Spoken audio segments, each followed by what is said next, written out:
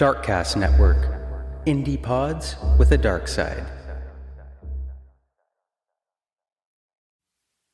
Darkcast Network. Come to the dark side of podcasts. We have cookies. Cookies? Me love cookies. Hey there, Rainbow Warriors. I'm CJ, host of Beyond the Rainbow, True Crimes of the LGBT. My episodes focus on crimes committed by and against the LGBTQ community. I've covered cases you probably have heard of, such as Matthew Shepard, Brandon Tina, and the Orlando Pulse nightclub massacre, as well as some lesser-known cases like the murder of Ray Hainish, the Australian gay beat murders, and the suspicious disappearance of Lisa Lynn Stone. I cover cases brought to me by listeners like Penny Brummer, who I believe was wrongfully convicted, taboo cases such as lesbian corrective rape and murder in South Africa, and Pray the Gay Away camps.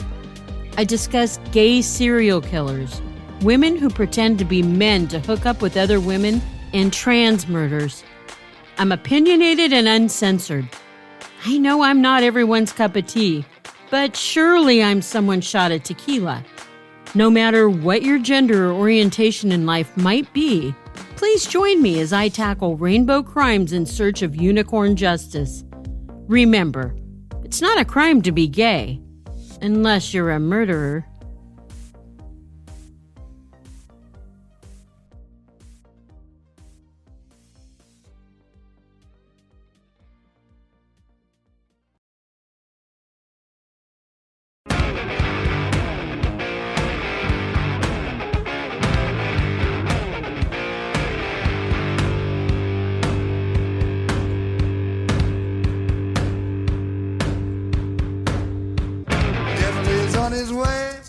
Devil is on his way. Devil is on his way, motherfucker. The devil gonna make you pay. Fall to your knees. Devil is on his way. Fall to your knees. Devil gonna make you pay. Fall to your knees. Devil is on his way. Mountain Murders is an Appalachian true crime podcast. Some content may not be suitable for all listeners. Listener discretion is advised. We say fuck a lot. Hey, y'all, welcome back to Mountain Murders. I'm Heather. And I'm Dylan. Hey, Dylan. Hey. How you doing? I feel lucky to be podcasting. Yes, well, we had a little hiccup this week. Actually, it was a devastating calamity. I was trying not to stress out our listeners. Yeah, you were stressed. Well, my laptop just suddenly, a crack appeared in the screen out of nowhere. Yeah. And like $400 later, here we are. It's repaired. We're ready to roll. Yeah, so you went from, and it wasn't one of those like, oh, I think that's a crack or I'm going to have to do something about that. It was fine. We don't remember anything happening to it. No. It's been right here in our little room where we've been crashing. Crashing, for real, crashing at our age. That's so cool. And boom, Heather's researching in the coffee shop, doing our little notes and research, and she opens her laptop. And I thought this poor thing was going to lose it when she contacted me. It was like I'd lost a family member. She was so sad. And it was because she could not make content for our listeners. And since I'm practically an orphan, the laptop is the closest thing I have to a dad. That laptop's been really good to you. I love you, laptop. So we are back thanks to a little help from family and friends, and we got her all squared up. She didn't know if it could be fixed. Yeah, thanks to Jeff. Yeah, thanks Jeff's Wireless in Chapel Hill. He fixed it for us. He does indeed fix wireless. Or yes, he done fixed it. He fixed the computers. Dylan, let me just ask you, how is your experience wandering around Chapel Hill, college town? Yeah. How you feeling about it? I'm rushing at one of our local fraternities. Okay. Yeah. And which one? I don't know. Did you choose one? I don't know. I mean, it's got the letters in it. Okay. Yeah, it's one of those. And, we just hang. We're bros. I'm just like the oldest bro. And I just counseled the guys on things to do. Okay, so the other night, this is kind of a funny story. I thought we should share this with our listeners just because you're goofy. You went to see the Dune 2 movie with your uncle, with Unc. Unc is a Dune encyclopedia. Yeah, so Unc's a big Dune fan. You go to see the movie with him. And you were telling me that afterwards, you were being, like, stalked by an unhoused person. Well, I mean, that's the way it felt. We were just walking by the street, on the street, and my uncle's a very small, kind of a mild-mannered, Slight man. And some guys are just like, hey, let me get $1. Let me hold $20. He's doing that whole thing. And I'm just ignoring the guy. I'm like, just keep moving. It's best not to make eye contact with the unhoused. That's what they say, yeah. Sometimes when you want to mind your business, you ain't bothering anybody. You don't want to explain how Dylan's over here like, I ain't even got $20 for myself to hold. I'm not letting you hold it. No. My wife hold all the money. Well, I told him, what am I supposed to ask my uncle for, $10 to hold so I can give this to this dude we both don't know? I mean, how's that work? Exactly. Except nowadays, they'd be like, I got Cash App, and they'll pull a phone out and be like, you can swipe right here. They got a little square and stuff. It's very advanced payment system there. Dylan, you got to advance with the technology. It's called evolution, baby. And I know there's various reasons that people do it, either nothing but cards or nothing but cash. But I'm just like, in this day and age, that's very aggravating. So there's a half thought there. Yeah. So are you talking about the cards only? Yeah. Cards only. Or cash only. Okay, so that's not what we were talking about. We were talking about, Right. I want you to get to the funny part of the story, bud. You're talking about where I turned the tables on there. Okay, yeah, just come on. Yeah, so we're walking down the street. Well, this guy's following us now. Stick with a complete thought, Dylan. He's following us, and I can feel his energy. He doesn't act like he's a happy individual. And so we're walking, but I'm keeping an eye on this guy with like my fourth eye in the back of my head. And I just grabbed my uncle kind of, by the shirt, and I'm like, let's just step right here. And I just made like an abrupt turn into a little alleyway. And then we were stood there, watched this guy walk by. He's looking at us. We're looking at him. Everybody's just like, well, what's going on? And then, boom, I'm like, all right, let's go, Unc. We dip out behind his ass, and I'm like, bam, now we behind you, fool. Let me hold $1. Yeah, what's up? I turned the tables on him. Did he let you have $1? He didn't. And I didn't really say, let me hold $1. But you didn't whip out your phone and ask him to cash app you $1? I got to be honest. I wasn't comfortable. This guy was making me a bit nervous, and he was menacing acting, and I just don't understand how far you expect to get with an attitude like that. Well, I just thought, because then I whip in to pick you guys up, right, from the movie. I'd been at the gym, and I thought you were getting out a little bit later and all that, so you had to wait on me a few minutes. So I whip in to pick you up, and you start telling me the story. And I just thought it was so fucking funny because you're like, I'm behind you now. What? Yeah. What you going to do now? I'm behind you, sir. And it was just making me laugh. Yeah, what's up now, fool? I thought it was funny. Break yourself. I guess it was funnier in the moment. Our listeners were just like, why are you telling us this story? It was funny. It's funny now, Heather. It's funny in You the got moment. a couple of chuckles out there, I'm sure of it. So Heather has been hard at it anyway, even in the absence of technology. Yes. This girl went full on analog, folks. Look, I'm swimming in a college town full of mom jeans and white sneakers. The chunky ones. The chunky white sneakers. It's everywhere I go. The fashion police officer inside me wants to ticket these young people. Like, what are you wearing? But I digress. Okay, even in these stressful conditions of mom jeans and white tennis shoes, I have managed to crank out an amazing episode for you. I don't know if it's amazing. I have to clutch her by the collar, folks, and keep her from jumping out of the car to help these people. She wants to help them. Yeah, like, let me just fix you. Let Okay? I get the mom jeans and the dad sweater, but even back in the day, that wasn't cool. I know you think that this is like a totally 92 outfit, but right. even in 92, that wasn't. No, so that's what Let me help you. We were talking about this. Fix you. I can fix you. Nobody wore what you're wearing back then. Like, Yeah. you're taking the components of other things and putting them together, and I guess that's supposed to be their spin or something, but it's not working. Look, someone out there right now is yelling at me because they just bought some white sneakers. Yeah. Right? And they're just like, hey, look, I like the white sneakers, but this is a hill I will die on. She got the extra chunky ones. I have never liked white sneakers, and you will never catch me in a pair. The only white sneakers I would think about buying are maybe a pair of like Chuck Taylors that are white, but nah. I don't even think I'm gonna get white Chucks, bro. I can't do it. They're gonna be so dirty. But I have to say, like, my friend, my best friend, she just bought a pair. She was like, I feel like I need to fit in. I need to be one of the cool kids now. So she bought some, and they're actually kind of cute. They're cute, but I just can't do it. I can't bring myself to wear white sneakers. I think a lifetime of friendship is skewing your view of your bestie's white sneakers. You think so? If you saw those white sneakers on anyone else, you'd be like, what's this bitch doing? No, I don't know. Yeah. Maybe. Okay. All She's right. not wearing it with mom jeans, so that makes me happy. Okay. Okay, so now that I have, I guess, fully explained the stress of the mom jeans and the white sneakers, let's get into this case, Dylan. It's actually, I started working on this thing and realized it has to be a two-parter. Oh, my God. It has to be 2 parts. It just kept getting bigger. There's so much, and it's just a mind-blowing story for me. Now, I just can't even believe this is something that's real. our listeners are well aware that Heather's not afraid to lay down a 2-hour ep. I mean, she does it.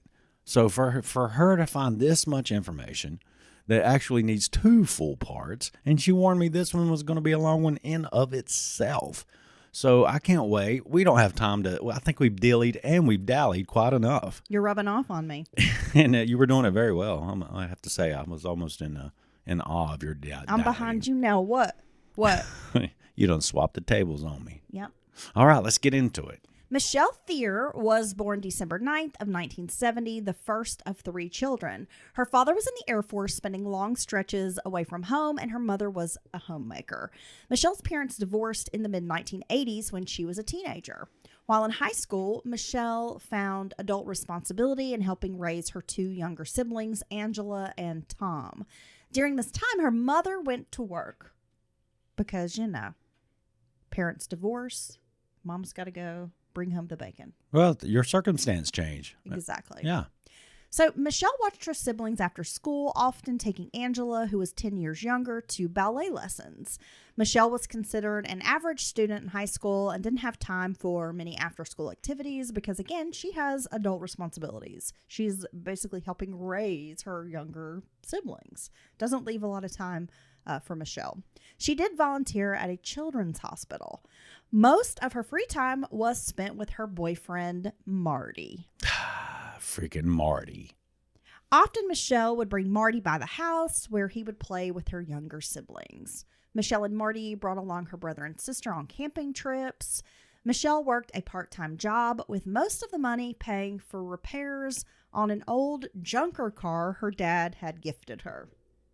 Well, you know, and I think that's, you know, back in the day, it seemed like they almost intentionally got their kids kind of shitty fixer-upper cars, you know, and it was just almost they did. like a rite of passage or taught you about some kind of weird life Look, lesson. I do not understand. And you know, we may have some folks out there who disagree and say, well, you're buying them a new car, you know, it's safe, it's reliable. No. But I cannot justify spending that kind of money buying a new vehicle and putting my 16-year-old teenage driver in the car, right?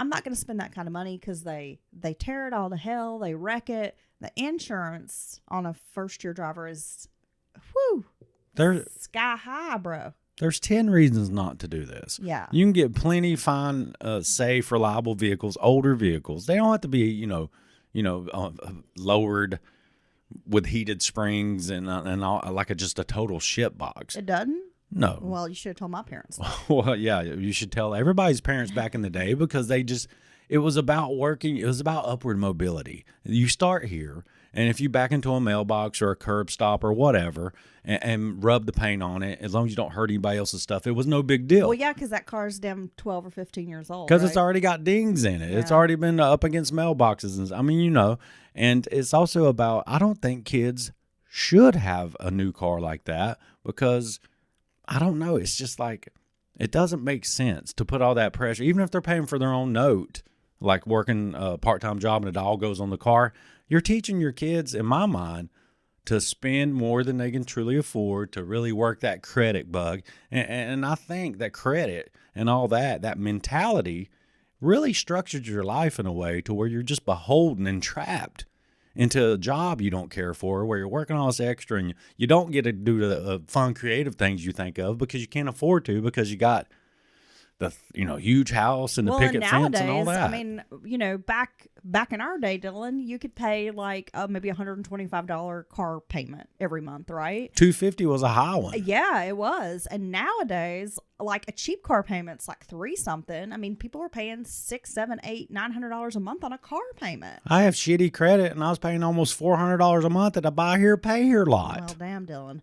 Marty was a year older than Michelle, and after graduation, he attended the U.S. Air Force Academy in Colorado Springs, which was about 70 miles away from their hometown.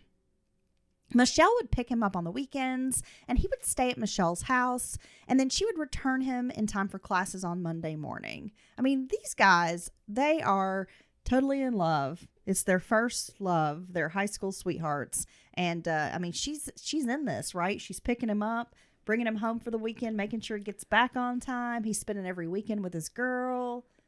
Well, I think Sweet, right? they're carrying on in a rather responsible way, if you ask me. Some adults who have trouble making relationships like this work with any kind of distance or anything like that. And I think these are one of these couples, you see them out and you're just like, they're so cute. They almost make you sick to your stomach. Oh, yeah. Yeah. Marty made sure his classwork was finished during the week, so the weekends were free for Michelle. In 1988, Michelle graduated from high school and followed in her father's footsteps by joining the Air Force Reserves. Spending the summer in boot camp, by fall, Michelle was ready to attend the University of Northern Colorado in Greeley. After 2 years, Michelle volunteered for 5 months of service during Operation Desert Shield. Then her unit was activated for Operation Desert Storm. She served 7 months of deployment, but it was only in the United States. She never went overseas. She earned the rank of Tech Sergeant and was awarded the Air Force Achievement Medal for meritorious service. Marty, Michelle's boyfriend, had plans to become an astronaut after finishing at the Air Force Academy, but eventually disbanded plans after seeing the waiting list. Apparently, Dylan, if you want to be an astronaut, you're gonna have to put your name on the list. Well, isn't that like top 3 for little kids?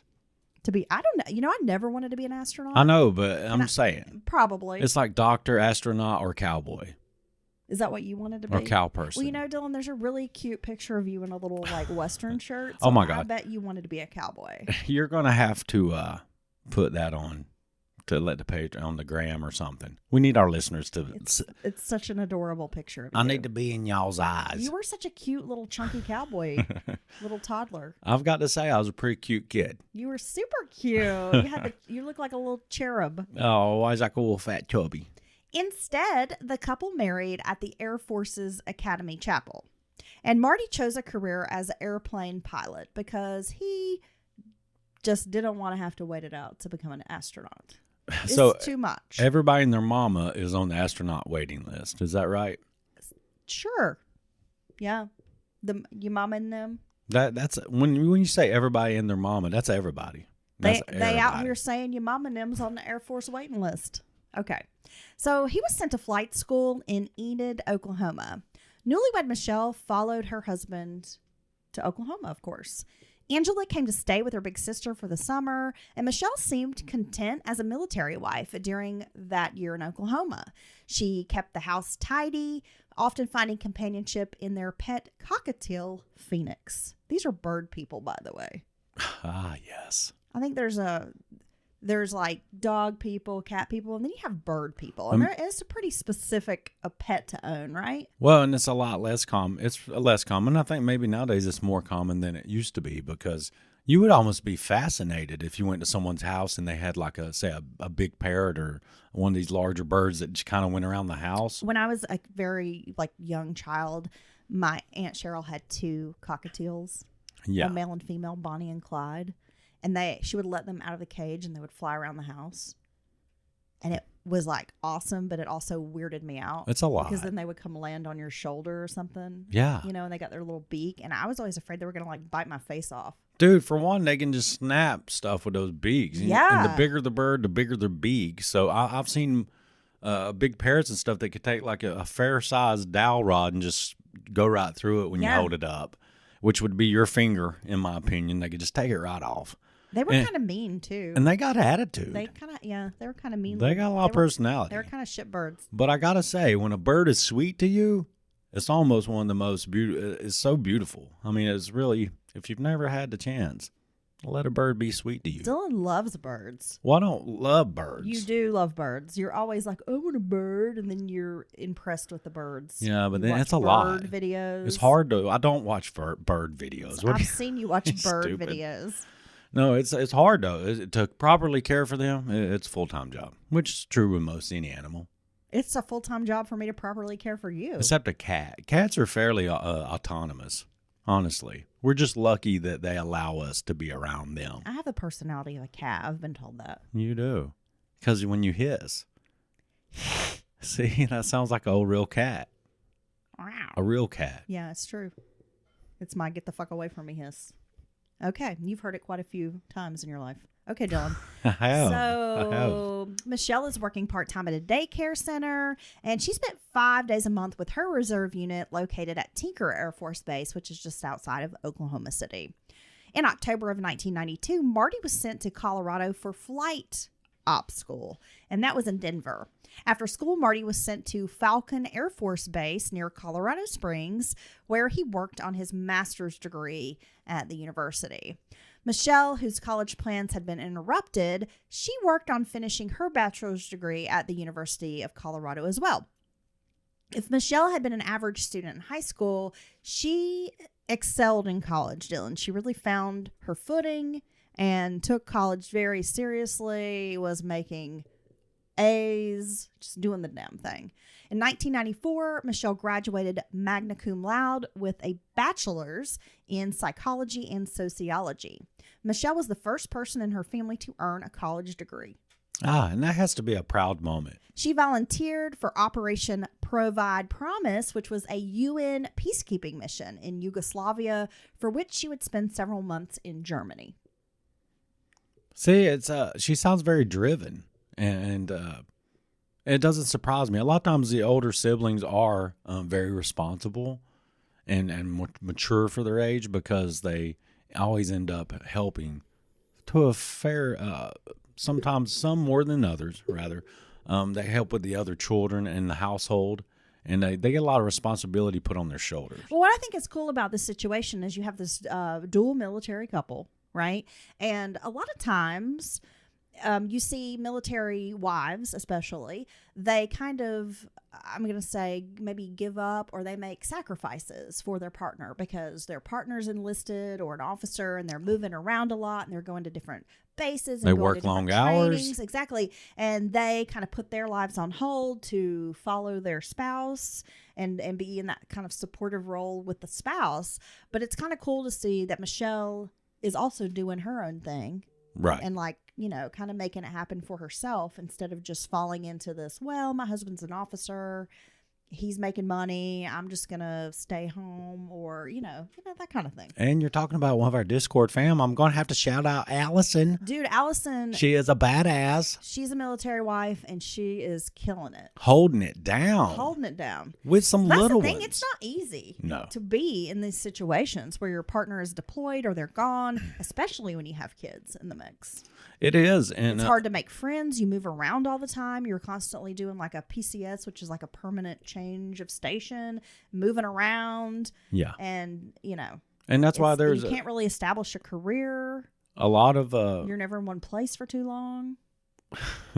it's a high divorce rate. I mean, those relationships are hard. And when you see people do it with the distance and everything else that goes into it, it just shows that they truly care for one another and they're going through great lengths to make it work and keep their family together. So the military families that can do it and stay together, I mean, it's amazing. When Marty graduated, the couple relocated once again to Melbourne, Florida, where he was assigned to Patrick Air Force Base, flying C-130 transports. The couple bought a house with a pool. My dream. Oh, you want the house with the picket fence? I want a house with a pool. You just want the pool. You don't want the 2.3 kids. No. Okay. I just want the pool. And a dog. Yeah. And maybe you. I want some. I'll think about keeping I you. want a nice mixed drink out by the pool. Yeah. Doesn't that sound Like a good? pina colada. A reasonable And amount. getting caught in the rain. I'd like to get caught in the rain. Florida seemed to suit them. They enjoyed scuba diving, paragliding, and even skydiving, Dylan. The couple would visit Colorado for the holidays, and by all accounts, I mean, they seem to have like this picture perfect life. Well, yeah, it seems like the whole time they're kind of soulmates. You know, they just really enjoy each other's company. You're always clamoring to be by They're each young, other's they're side. successful, they seem happily married. I know. I wonder what that's like. Which part? This young and successful. Well, we were young once. I was young, and then I was successful later. A little bit. I was young, and then I've never been successful, That's not true. and here I am. Our listeners would disagree. Success was meeting you, baby. Oh, baby. Yeah. I felt like I won a scratch off. Not the Powerball, but I won enough to where I get me a new bass boat. Congratulations. Thank you, baby. You hit the scratch off bass boat lottery. Well, meanwhile, Michelle began studying clinical psychology at Florida Institute of Technology. Earning a master's degree, Michelle planned on becoming a therapist. She was fascinated with human psychology. She volunteered at a rape crisis hotline and led therapy groups in prison. Their second summer in Florida was a little rougher for Michelle. Marty was stationed in Kuwait for several months, but she tried to make the best of it. She sent her husband care packages and encouraged her mother to do the same. Marty sent back letters, but living alone weighed on Michelle. I mean, she's still young, and it has to be hard. She's so far away from her family. They're still in Colorado. She's got a very close relationship with her family and her siblings, her mom. Well, I think what adds a element to it, and this is pure speculation. I've never been in my wife's a vet, but I've never been with someone who's actively serving. But it's not just a long distance relationship. They also could be in danger or in like a perilous situation. So that kind of worry for your loved one on top of just having a long distance, which makes it hard, especially, Well, nowadays it has to be a little easier because of the internet. Well, it's got to be. Because back then, I mean, the internet was still kind of a new thing. Well, at least you can FaceTime and see them in real time and have a conversation. You were mostly relying on letters, which we know how snail mail works. Right. Be slow to get those letters. And then maybe an occasional phone call. Right. So it's got to be very lonely. No, very lonely, and you're worried about them. On top of, we're just humans, and I'm sure when you have a long, I've never even done a long distance relationship. Have you? Yeah. Okay, so it's got to be tough. Yeah, it wasn't good. And it then wasn't easy. our natural doubts and things as humans start to creep in. Well, it's hard to be in a long distance relationship with someone who's a piece of shit. I'll just say that. Well, that's got to make it different. But still, I mean, I think we all have inklings or worries, even if things are great, you just, what if I'm not enough for them? Or what if they don't realize that I'm I also... have a hard time believing that you ever sit around thinking, what if I'm not enough? Well, no, probably a lot of times I'm too much. You're kin-enough. I'm kin-enough. You're kin enough. You're kin-enough. I'm kin-enough. I'll beat you off. It's true. Okay. Well, no, but I'm saying it's got to be tough. In my Dylan way, I'm saying it's got to be tough. And I think military relationships, military families in particular, deal with other elements that make it even very specific things that make it even harder. Well, to be away from each Journey other. said, "Loving a music man ain't always what it's supposed to be. Oh, girl, but you stand by me." Did he say that? And he's forever yours faithfully. Oh, it's in that song. Yeah. Okay. So in 1997, Michelle received a master's degree. Marty was very proud. He couldn't stop talking about how excited he was that his wife had achieved this. I mean, he was over the moon. And, they said Marty was typically kind of kind of quiet, stoic, maybe reticent to share his feelings kind of guy, right? I've often been described like this. But he was just tickled pink about his wife's success. 2 years later, Michelle received her doctorate in clinical psychology. Not only did she have extensive academic work, but she'd built up a lot of clinical experience seeing patients at various clinics around Florida, doing the volunteer work. She also counseled prisoners at the Brevard Correctional Institution in Sharps, Florida. Michelle spoke at seminars and on radio programs on topics like date rape, substance abuse, gay and lesbian issues, eating disorders, and workplace stress. Between Marty's deployments and Michelle's career, the couple spent increasingly less time together. With each separation came pain and loneliness. In 1999, Michelle had a long psychology internship in Alabama, and Marty was transferred to Moody Air Force Base in Georgia. The pair had separate residences and rarely saw each other at this time. Michelle became more independent. Then the couple was set to move again. This time it was to the 6th city in 8 years. Oh, wow. Yeah, it's a lot. That's a lot of moving. Man, I hate moving. That's got to stink. And then I bet you settle in somewhere and you think it was going to be, you know, hey, we'll be here at least this long. And then all of a sudden, Florida, they buy a house, yeah, thinking they're going to be there for a minute. And then all of a sudden the plans change. Exactly. And they get reassigned somewhere else. Gosh. After 5 months at Moody, Marty was then sent to Pope Air Force Base. This forced Michelle to look for a job around Fayetteville, North Carolina, an area that she was unfamiliar with. Oh, my gosh. Now, Pope Air Force Base is part of Fort Bragg, which is an Army installation with a reputation among military members as an undesirable transfer. Soldiers and their families frequently refer to Fayetteville, the host city to Fort Bragg, as Fayetteville, Fayetteville, and Fayetteville. Oh, my gosh. It's got a high crime rate. It's just not where people really want to live. No, it's in the slap dab in the middle of a very economically depressed area. I've known many people stationed in Fayetteville, as they call it, and they, you know, it was just not their number one spot to be. They did not like it too much. So you're basically just going to do your time there and try to get the hell out of there. Yeah, I don't know if a lot of people stay. Right. I mean, they might, but I think for the most part, people kind of want to get the hell out of there. Well, yeah, and it's not, like I said, it's a very economically depressed area. I'd say the base is the biggest thing going as far as the economic driver goes. And, you know, all the mills and things and machine shops and all that have been sucked, away over the years, textiles and such. And I think even in our Michael Jordan, the death of James Jordan episode, we were talking, Robertson County's not that far from there. Is that right? Yeah, I think it's about 45 minutes or an hour, maybe. But it's about an hour from Raleigh. Right. You know, I mean, you're kind of an hour away from some big cities and from the coast and that kind of thing. But, you know, it's just, I've heard people describe Fayetteville as like strip clubs and strip malls and gun shops and pawn shops. And well, I mean, you can chain restaurants. Wow. Yeah. That sounds like an awesome place. It's like a big shopping strip. Yeah, well, you have places with titty bars that host these bases, and they can go to multiple routes as far as what they end up looking like later. And some of them are just there to, for recreational things for the soldiers and stuff to do, and just sap money, get money out of everybody as quick as they can, easy as they can. And I think strippers and lap dances are one of the best ways to do that with young people. Okay. Well, Yeah. Michelle had no problems landing a job. Dr. Thomas Harbin, who had an office in Fayetteville, hired Michelle as a contract psychologist. She worked under a provisional license in North Carolina, which would be upgraded to a full license within a year. She would be able to build a caseload, get her clients, build that reputation. She found other work as an adjunct professor at the Webster University Graduate School at Pope and at Campbell University, which had a branch at Fort Bragg. The 29-year-old Michelle would finally begin her professional career. However, she would never warm to Fayetteville.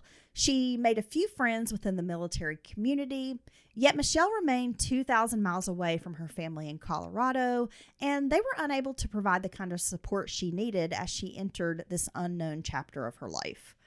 Marty was ready to have children, yet Michelle wasn't ready, especially without having family closer to help. Well, yeah, because they seem like they really care for each other, have a good relationship, but that's hard, and they already have this very specific way their relationships build around his career, which people do this, and people that are in manufacturing have these jobs that work very odd hours, on again, off again, on call, things like that, and all that pressure is going to be on her when, as far as the child's concerned. Well, it isn't. I mean, she's just gone through all the schooling. And she just And now, just yes. now, she's got her doctorate. She's ready to start working, and then he wants to have kids. And she's like, "Well, what did I do this? Like 8 years of college for, right?" Yeah, and I think that's a very. I would kind of feel the same way, maybe.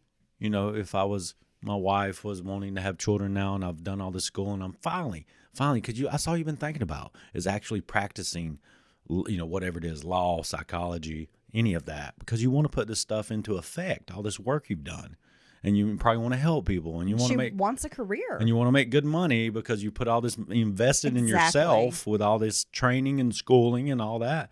And I don't think that's selfish to have that feeling. Some people might be like, oh, what about the kids and the family? But, and again, that's even more so of a point.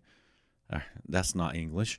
That's even more of a point is she's just now starting this budding career, and a child, her being pregnant and being the main custodian of his child when her partner's deployed or whatever is totally going to put the brakes before she can even get her career started. It's going to shut it down. Yeah, so they definitely Some friction. are kind of at a point where they want different things.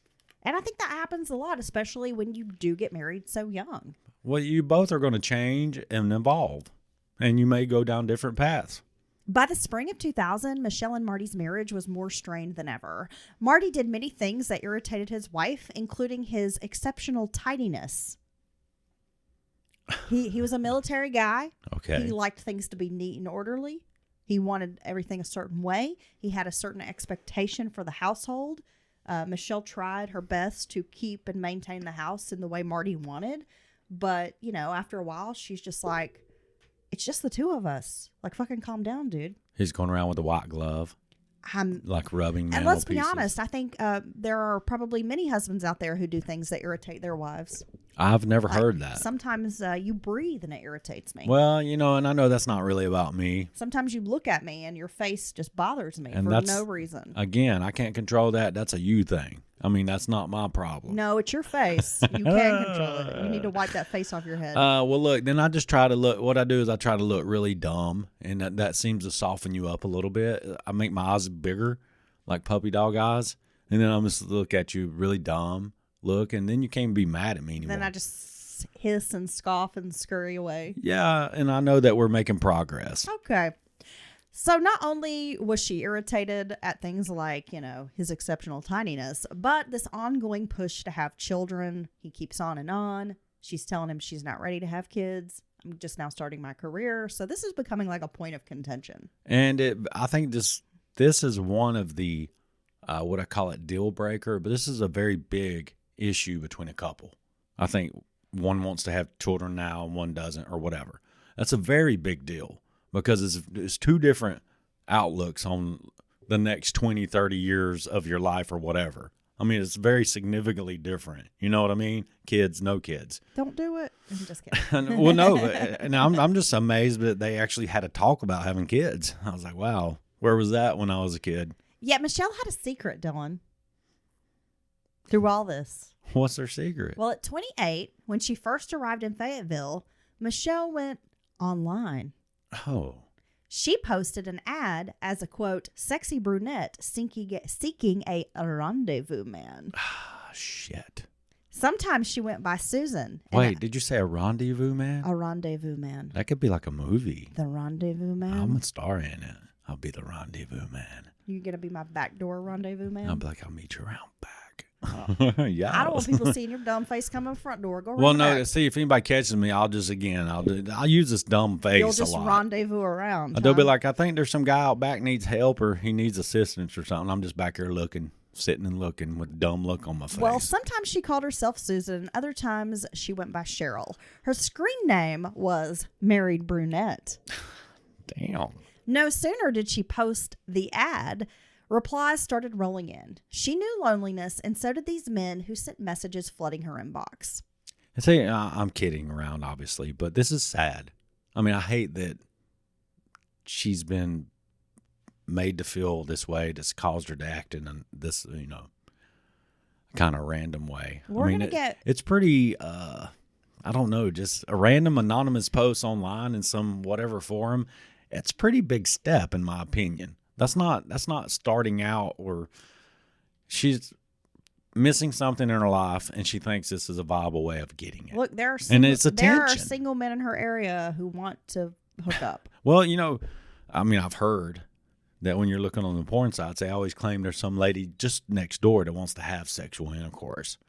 But I don't know if I ever believe it. It's just, well, I've been told. there's horny housewives and Yeah, horny they are. house husbands everywhere. They are horny and they're everywhere. Why don't they? I've never seen an ad pop up that's like, there's a horny mechanic in your neighborhood who wants to, lubricate your engine. Oh, I thought he was going to get some kind of trade out for oil changes, which would be worth it because the mini oil changes are expensive. Well, no, I'm saying yeah. I'm looking for a blue collar man who can come over and fix some shit. What if you start? Okay. And then sex could be part of that, but I'm looking. I need some help. Okay, these gutters need cleaned. New app. You barter with sexual favors between each other. Like you need your fence repaired, boom, you call that guy. Or, he needs this, he calls this That's woman. pretty specific about a fence. Yeah. Well, you need someone to write you a podcast episode. Yeah.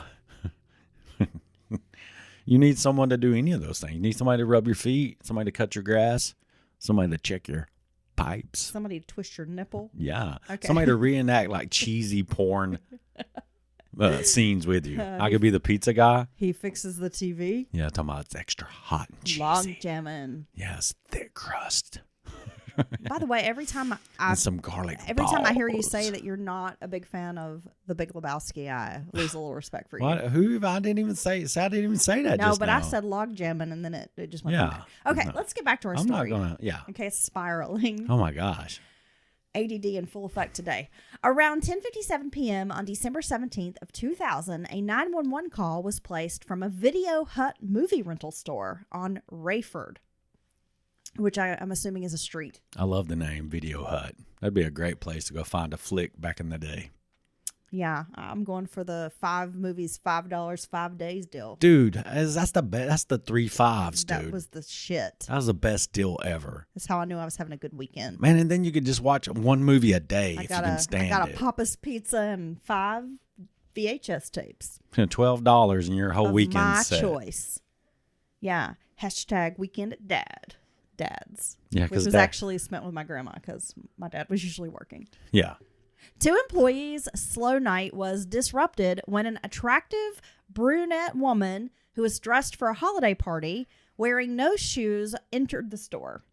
Blood covered all over her face and hands. She spoke in loud bursts, but definitely in a state of panic, Dylan. The employees had a hard time understanding what exactly she needed. So can you imagine this? It's just a slow night, Sunday night. You're working at the video store, rewinding some tapes, and here comes this lady in, dressed in her holiday party outfit, covered in blood, just freaking out, and you have no idea what's going on. Barefooted, no shoes. Yeah. Oh, it would be a spectacle. Certainly.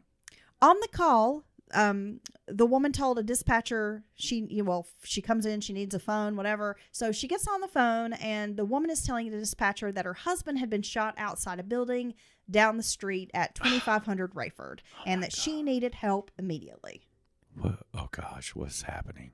I thought she was going to be the victim. Well, as the woman left the video store, a man named Mitchell Nance was returning some videotapes.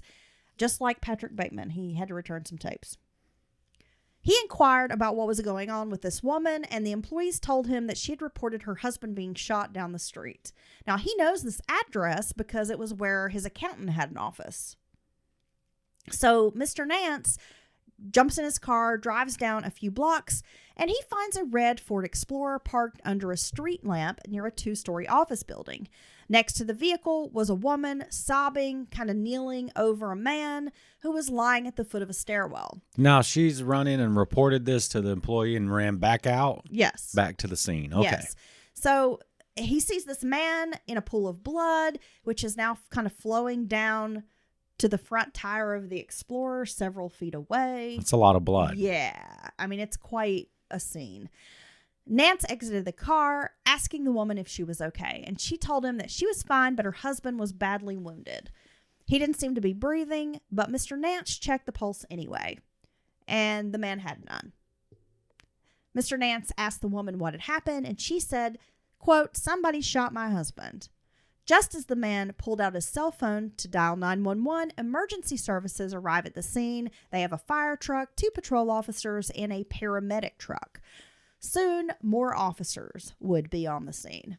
Now, among the first to arrive was a Fayetteville patrol officer named Michael Allen Reed, who had been on a routine patrol when he'd gotten the radio call about the shooting on Rayford. The woman was talking to the wounded man, who was now pale and didn't seem to be breathing. The officer asked her to step away so the paramedics could, do their work on this man. Emergency responders quickly cut away the man's light-colored dress shirt and dark slacks, and they found wounds to the chest, the buttock, left leg, and head, which were just gushing with blood. The head was like causing the most blood. Right. Pouring So he's out. been shot multiple times. Yes, Dylan. It's just a horrific scene. Gosh, could you imagine No, being full of bullets like that? I can't imagine someone doing this, me finding you. No. This is horrific. No, it's terrible. I would be beside myself. The man wasn't breathing and his heart had stopped. The attempts at resuscitation were hopeless, and by now he'd lost too much blood and was already deceased. Officer Reed led the woman away and asked what had happened.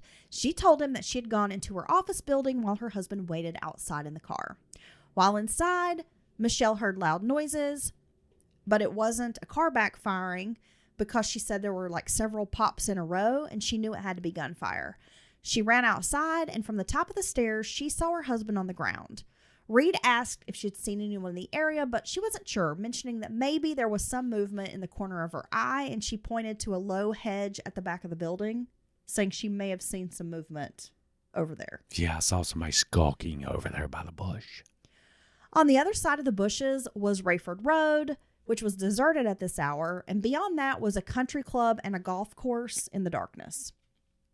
So not exactly an area where there's, residential.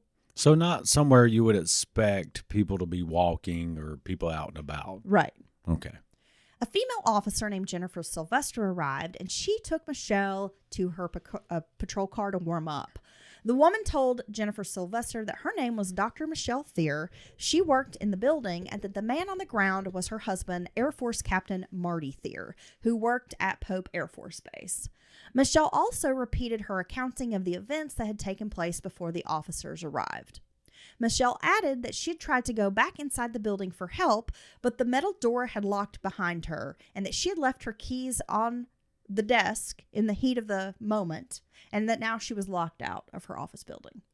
Michelle said she'd run down to the video store for help, but had lost her shoes along the way somewhere. She done ran out her shoes. Michelle was upset but didn't appear to be in shock. One of the paramedics checked her blood pressure and pulse, which appeared to be normal despite the traumatic events that had taken place. Oh my gosh, dude. What? Dude. This is a classic story. It's a classic true crime story, I think. I'm not going to say anything else. I got no other people's out there thinking it with me. But we'll just let you ride right now. One area resident was watching television around 10:50 p.m. when she heard 3 gunshots. Her dog had a barking fit, and when she looked out the window, all she could see was the Theer's Explorer and a silver SUV in the parking lot. And the silver SUV is the one that belonged to Mr. Nance, who was just the good Samaritan trying to help. Okay. So neighbors, witnesses, nobody saw anything. One of the investigators approached Michelle, informing her that everything had been done to help Marty, but unfortunately he expired. Now, at first, Michelle had no reaction. Her face was just blank. But then she proceeded to cry for 10 minutes straight. Oh, wow. She recounted her story for a 4th time, but with a few more details. Michelle also submitted to a gunshot residue test as she's speaking with law enforcement. Sergeant Ralph Clinksdale was now up to speed. So he arrives, and he's going to be the guy that takes over the homicide investigation. So is it Rinksdale? Clinksdale. Clinksdale. Okay, awesome cop name, gotta say. Mr. Clinksdale. Yeah, Sergeant Clinksdale. He's going to take you to the clink. He is on the scene. He feels like he has an idea of what was allegedly happened, and he's ready to make someone come pay. Clinksdale examined the body, noting one bullet had traveled through the left forearm into the chest. Another struck the right lower back. A third had hit the right buttock, and a fourth entered the left thigh. These 4 wounds were small, just tiny red spots, and had caused very little external bleeding. But the investigator knew the damage inside the body could be severe. The wound causing the most blood loss was a shot to the back of the head behind the left ear, with the bullet exiting out of the top of Marty's head. Oh my gosh. A reddish rash had formed around the wound, which was a sign of gunpowder burn. This indicated a point-blank style execution. Wow. So we have close contact with the weapon, maybe even laying against its skin. Well, and police would theorize that he maybe was shot like 4 times, and once he had hit the ground, Someone stood came above up him. and, yes. That's an execution. Right. Oh, gosh. So near the victim's body were 2 brass casings from a 9mm Luger, which was a pretty common semi-automatic pistol. 3 other casings could not be found. They were either hidden in the darkness or the shooter had picked them up. 9mm is said to be the most common round found in the entire world. Marty Theer's wallet contained $66 in cash, which is not a great fortune, but people had been killed for less money.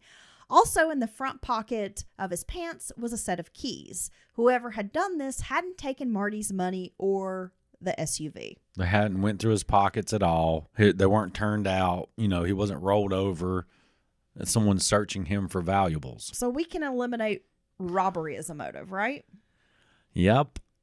During the interview with Clinksdale, Michelle admitted the couple had been through a rough patch recently and had attended couples counseling the previous summer. She had no idea who would want to kill her husband. During this interview, Michelle's attitude changed when Colonel Paul Montgomery and his wife Michelle showed up at the scene. Now, this is Marty's wing commander. Okay, so this is one of his closest workmates. Yeah? Yes, and I'm not sure how they learned of the shooting. I mean, this has kind of just happened, but somehow they arrive at the scene. Maybe they had a scanner. Who knows? So somebody's meme all called up. I heard your name go across the scanner. Is everything all right? Yes. You just described my memo. Yeah, ma'am. I got pulled over for speeding down there, but everybody made it alive. Now, the couple had given police a note. This, his commander and the commander's wife. I mean, they knew Marty and Michelle, and they gave the police a note to pass to Michelle saying, "Hey, we would like to speak to you." Okay, so or we're here. We want to. We're talk here to to help you, Yeah. support you. Right. Well, she's in the back of a patrol car when this happens, and she's speaking to this sergeant. Right. Well, her reaction completely changes when she sees the note. She read the note, threw it on the ground, and said, "Fuck them. They've never been there before for us." Michelle had a cold look on her face, and the tears dried up quickly. Of course, this was very awkward for Sergeant Clinksdale. He kind of doesn't know what to make of it. Well, his expectation is going to be, oh, good, and they're probably glad that someone's there. They're trying to do all they can to, support and make this woman who's a stranger to them feel better. So they're glad, hey, here's some friends, here's some family we don't know. They might not even know the relationship. Someone's here to help you. And he's bringing her this news, and I'm sure this is the last reaction he ever thought he would get out of her. A cursory search of the office and vehicle revealed little information. The office was not dusted for fingerprints. There was a gym bag in the Ford Explorer belonging to the Theers, but Clinksdale didn't look in that either, and he will later be criticized for this decision, to not dust the office or look inside the gym bag. And where was the gym bag located? It was located in the Ford Explorer belonging to Marty and Michelle. Okay. Evidence was collected, including a gunshot residue test on the victim, Marty Theer. Photographs were taken of his wounds and body, along with the crime scene. In an adjacent parking lot, a pair of size 9 black high-heel shoes with silver buckles were located, and they had blood on the soles. They were the shoes that Michelle had been wearing, the ones she had lost when she was running to the video store. Ah. Photos were taken of Michelle's feet, her torn stockings, and then they took some full body photos of her. Now, are you surprised this man was, this couple was attacked outside their vehicle? Or no, she was inside, yeah? Yes. So he's attacked right outside of his vehicle. It's part of the crime scene. Are you surprised that the car wasn't fully processed and everything looked through and everything itemized, give it a good once over? Or do you, if you were an investigator, would you just be like thinking, this is random? If this is random violence, the car has nothing to do with it. It's a waste of time. I think I'm somebody, I like to cross all of my T's and dot my I's. So Right. I probably would want to fingerprint because maybe the perpetrator was looking for something inside the vehicle. Yeah. Maybe there was some kind of Well- phone or document or something in there that this person was trying to get. You could get all kinds of info. That's how my brain works, is like, this is... It could be random, but it doesn't seem random. It seems odd, but I love the way you think. You'd make a great investigator because you could tell whether or not the perpetrator was possibly inside the vehicle, Yes. riding with the. You could tell a lot. Yes. From that, you could really get a lot of different kinds of possibilities as far as leads. I've seen urban legend. I know that axemen and shit hide in the back of the vehicle. This person could have been in the back of their vehicle the whole time. Well, they could have been. I mean, that's not Don't you enough. check your back seats?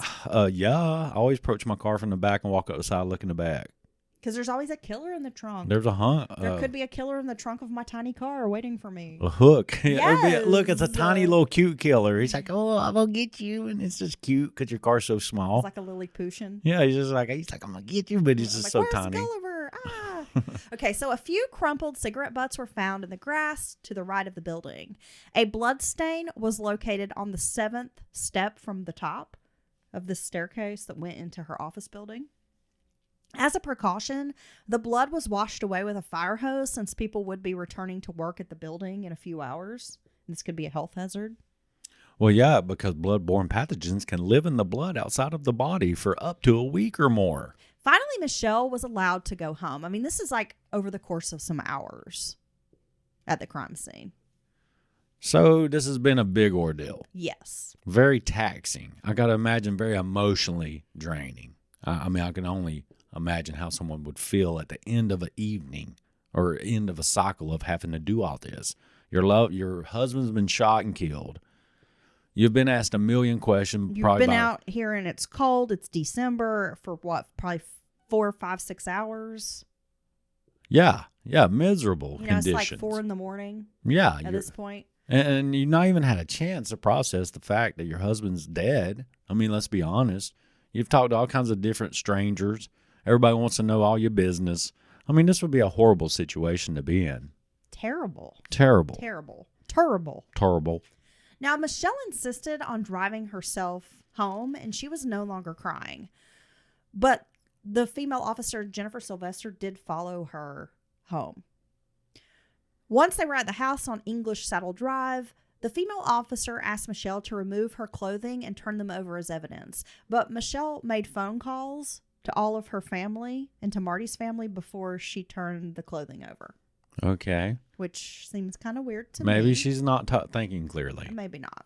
Now, despite little evidence and no prime suspect, Michelle Theer was a person of interest. Again, the closest to the victim always are, and she is also the last person to see him alive.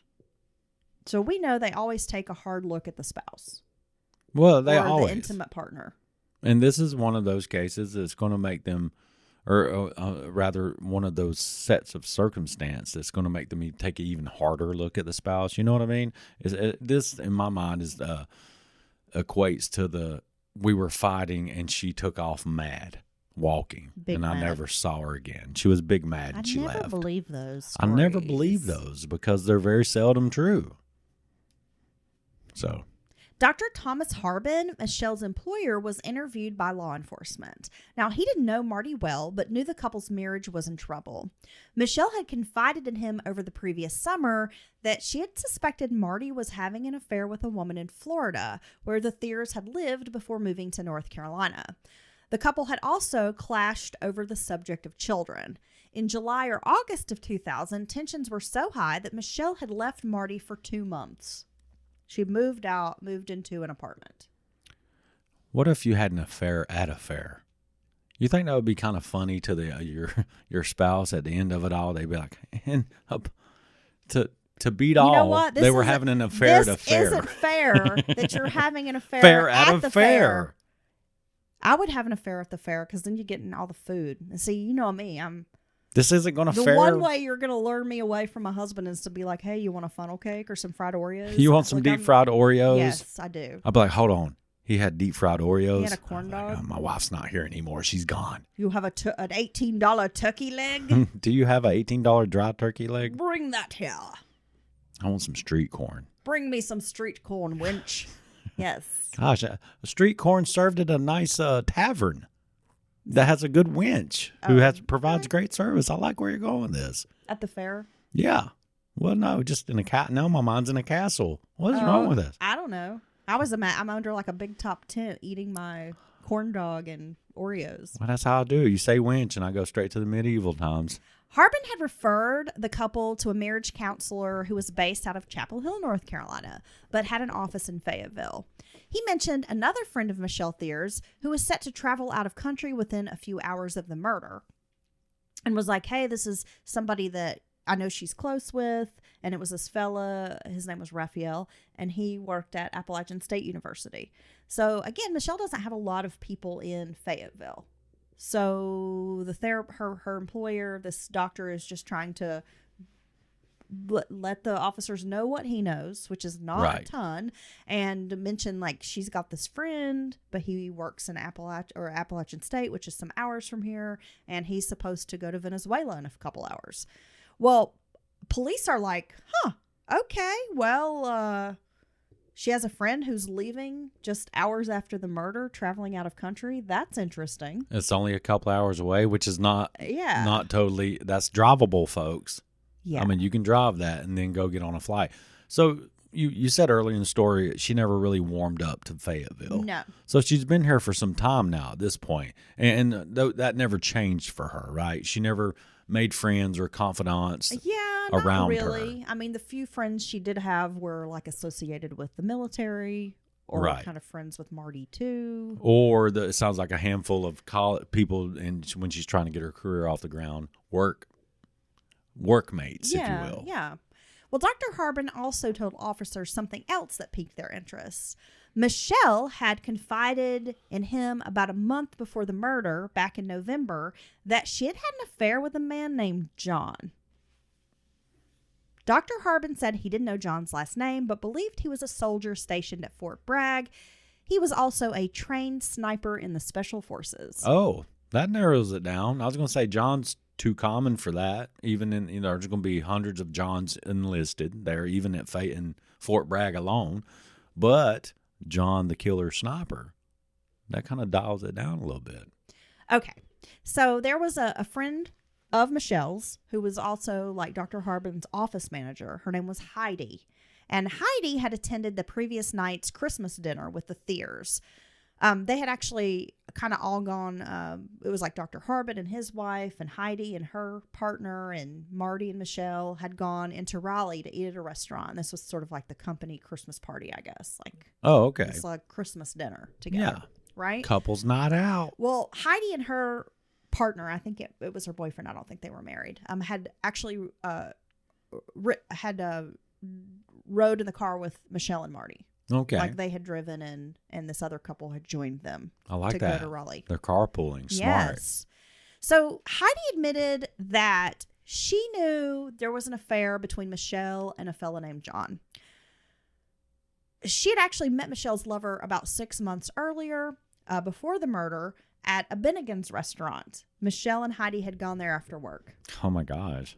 I wish I'd met my wife at TGI Fridays. Then a week before the murder, the man John had called Dr. Harbin's office, wishing to speak to Michelle.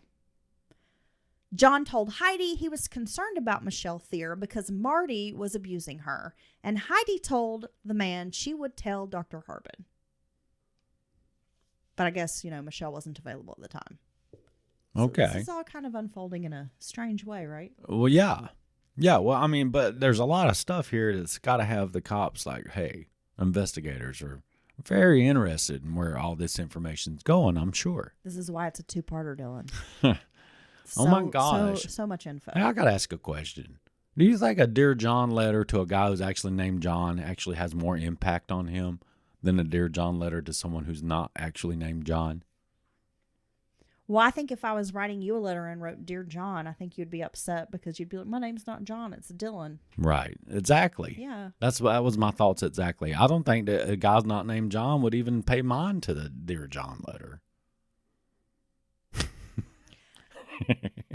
You know? I'm kidding. Okay, so I automatically start thinking about how Billy Bob spray painted it in John Deere green. Yeah. And letters 3 foot high. And people thought it should have been like in red, but Charlene liked it. She liked it. Okay, anyway. The whole town said it should be in red. Yeah. But Charlene liked it. Okay, back. After learning these details, Sergeant Klingsdale wanted to speak with Michelle again. She had taken a sedative to help her sleep, and she will later say that she had not been fully capable of being questioned. Damn. At the time. She got the good sedatives.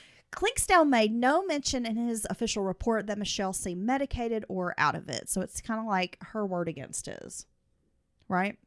So during this interview, now this is the morning after her husband's been murdered. Okay. Okay. She went home like 4 a.m. She took a sedative, went to sleep.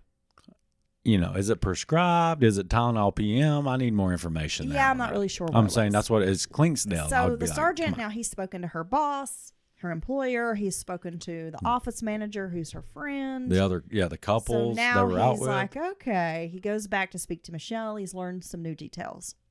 Now, during the second interview, Michelle admitted to an affair with a man named John Diamond, who was a soldier at Fort Bragg. She said he was 27 or 28. He was also a student at Methodist College. He drove a 1996 teal Pontiac Firebird. Oh, my gosh. She acknowledged having dated John over the summer when she was separated from Marty, but claimed to have ended things in the fall when the marriage was reconciled. In my head, I can see that teal Pontiac Firebird. There were so many of those back in the day. You remember? Oh, I know. And it was almost... My great uncle, his wife had one. Oh, dude. And at the time, we were like, oh, Mary's got the coolest car. You couldn't tell anybody that had one of them teal Firebirds. And it had like T-tops. Yeah, you couldn't tell them nothing. It had the clamshell, or it had the lights that went down and stuff, right? Yeah, the headlights that flip down and all smooth and shit when you're not using them. It was like that new body style of Trans Am that came out in the 90s. Yeah. It was so 90s with that paint job. Ah, the teal. The teal was everywhere. It was like Geo trackers, storms, metros, trackers. It was Dude. a big color. Gosh. Golly, Bob, I miss the 90s and the pastels. Though she had ended the brief affair, Michelle admitted she had continued speaking to John by phone even up until the day of the murder. Michelle had spoken to him by phone just hours before Marty was killed on Sunday. She said they had spoken about her other car, which was a 1976 yellow Corvette, and it was having a mechanical problem. So she had spoken to John about this mechanical issue. She gave the detective John's phone number. Michelle also told investigators that Marty had a $500,000 life insurance policy that named her as the sole beneficiary. See, there's a lot of information. You think anybody besides old white dudes drive Corvettes? Because I've literally never seen it. Well, who can afford a Corvette? Well, I guess there's that. Because they're like really expensive. They're very expensive. Dr. Robert Thompson, a veteran pathologist for the Office of Chief Medical Examiner in Chapel Hill, North Carolina, conducted Marty's autopsy. And this was on Monday, December 18th of the year 2000. So just a few hours after he's murdered. The wounds inside the body had wreaked havoc, included striking the liver, piercing a lung, piercing an aorta, and had exited out the chest and into the left arm. But the worst wound was the one to the head. It had traveled through the left side of the brain and exited out the other side. Oh my gosh! You take a very I don't know, it was 9mm fat. Is it fast? But nines tend to go straight through. You know what I mean, or cleanly through, if you will, and leave these tiny holes and stuff. But when you get one bouncing around in there like that. And that's why some people claim the .22 is one of the deadliest rounds ever, because it does this very thing even more often. It's sort of like ricochets. It goes in your body and it hits your rib, and then shoot up that way, and it'll go 2 or 3 different directions before it finally settles, causing damage the entire time. So I'm surprised that he lived very long at all after these types of wounds. The one to the head sounds terrible. Now, at the very least, he wasn't aware of his pain and stuff before he, Could you imagine knowing that you've been shot in the head and that it's passed through your brain and went out like the other side or some shit? It's really sad. God, I can only imagine. Well, immediately law enforcement traveled to Fort Bragg, to the base, to track down John Diamond. John was an Army Ranger trained as a sharpshooter, so it wasn't difficult to find him. And he agreed to speak to police at the station. He actually said he preferred to go to the station because he didn't want, his colleagues and peers and higher ups to know he could possibly be involved in something. Man, if my name was John Diamond, I'd be such a badass. You would? Yeah, either that or a porn star. Yeah. Because hard as a diamond. What? Okay. I'm saying. Stop. 2 days after the murder, John met with investigators. Since he was not considered a suspect, John wasn't read any rights. He had not brought a lawyer, nor did he bring a military attorney, which would have been provided to him for free. However, police did not record the interview either. So it was kind of informal. It's informal. This guy seems to be, which it makes sense to approach it. Yeah, he's cooperating. Oh, I'm sorry. I kicked the thing. He's cooperating and all that mess. And he's not.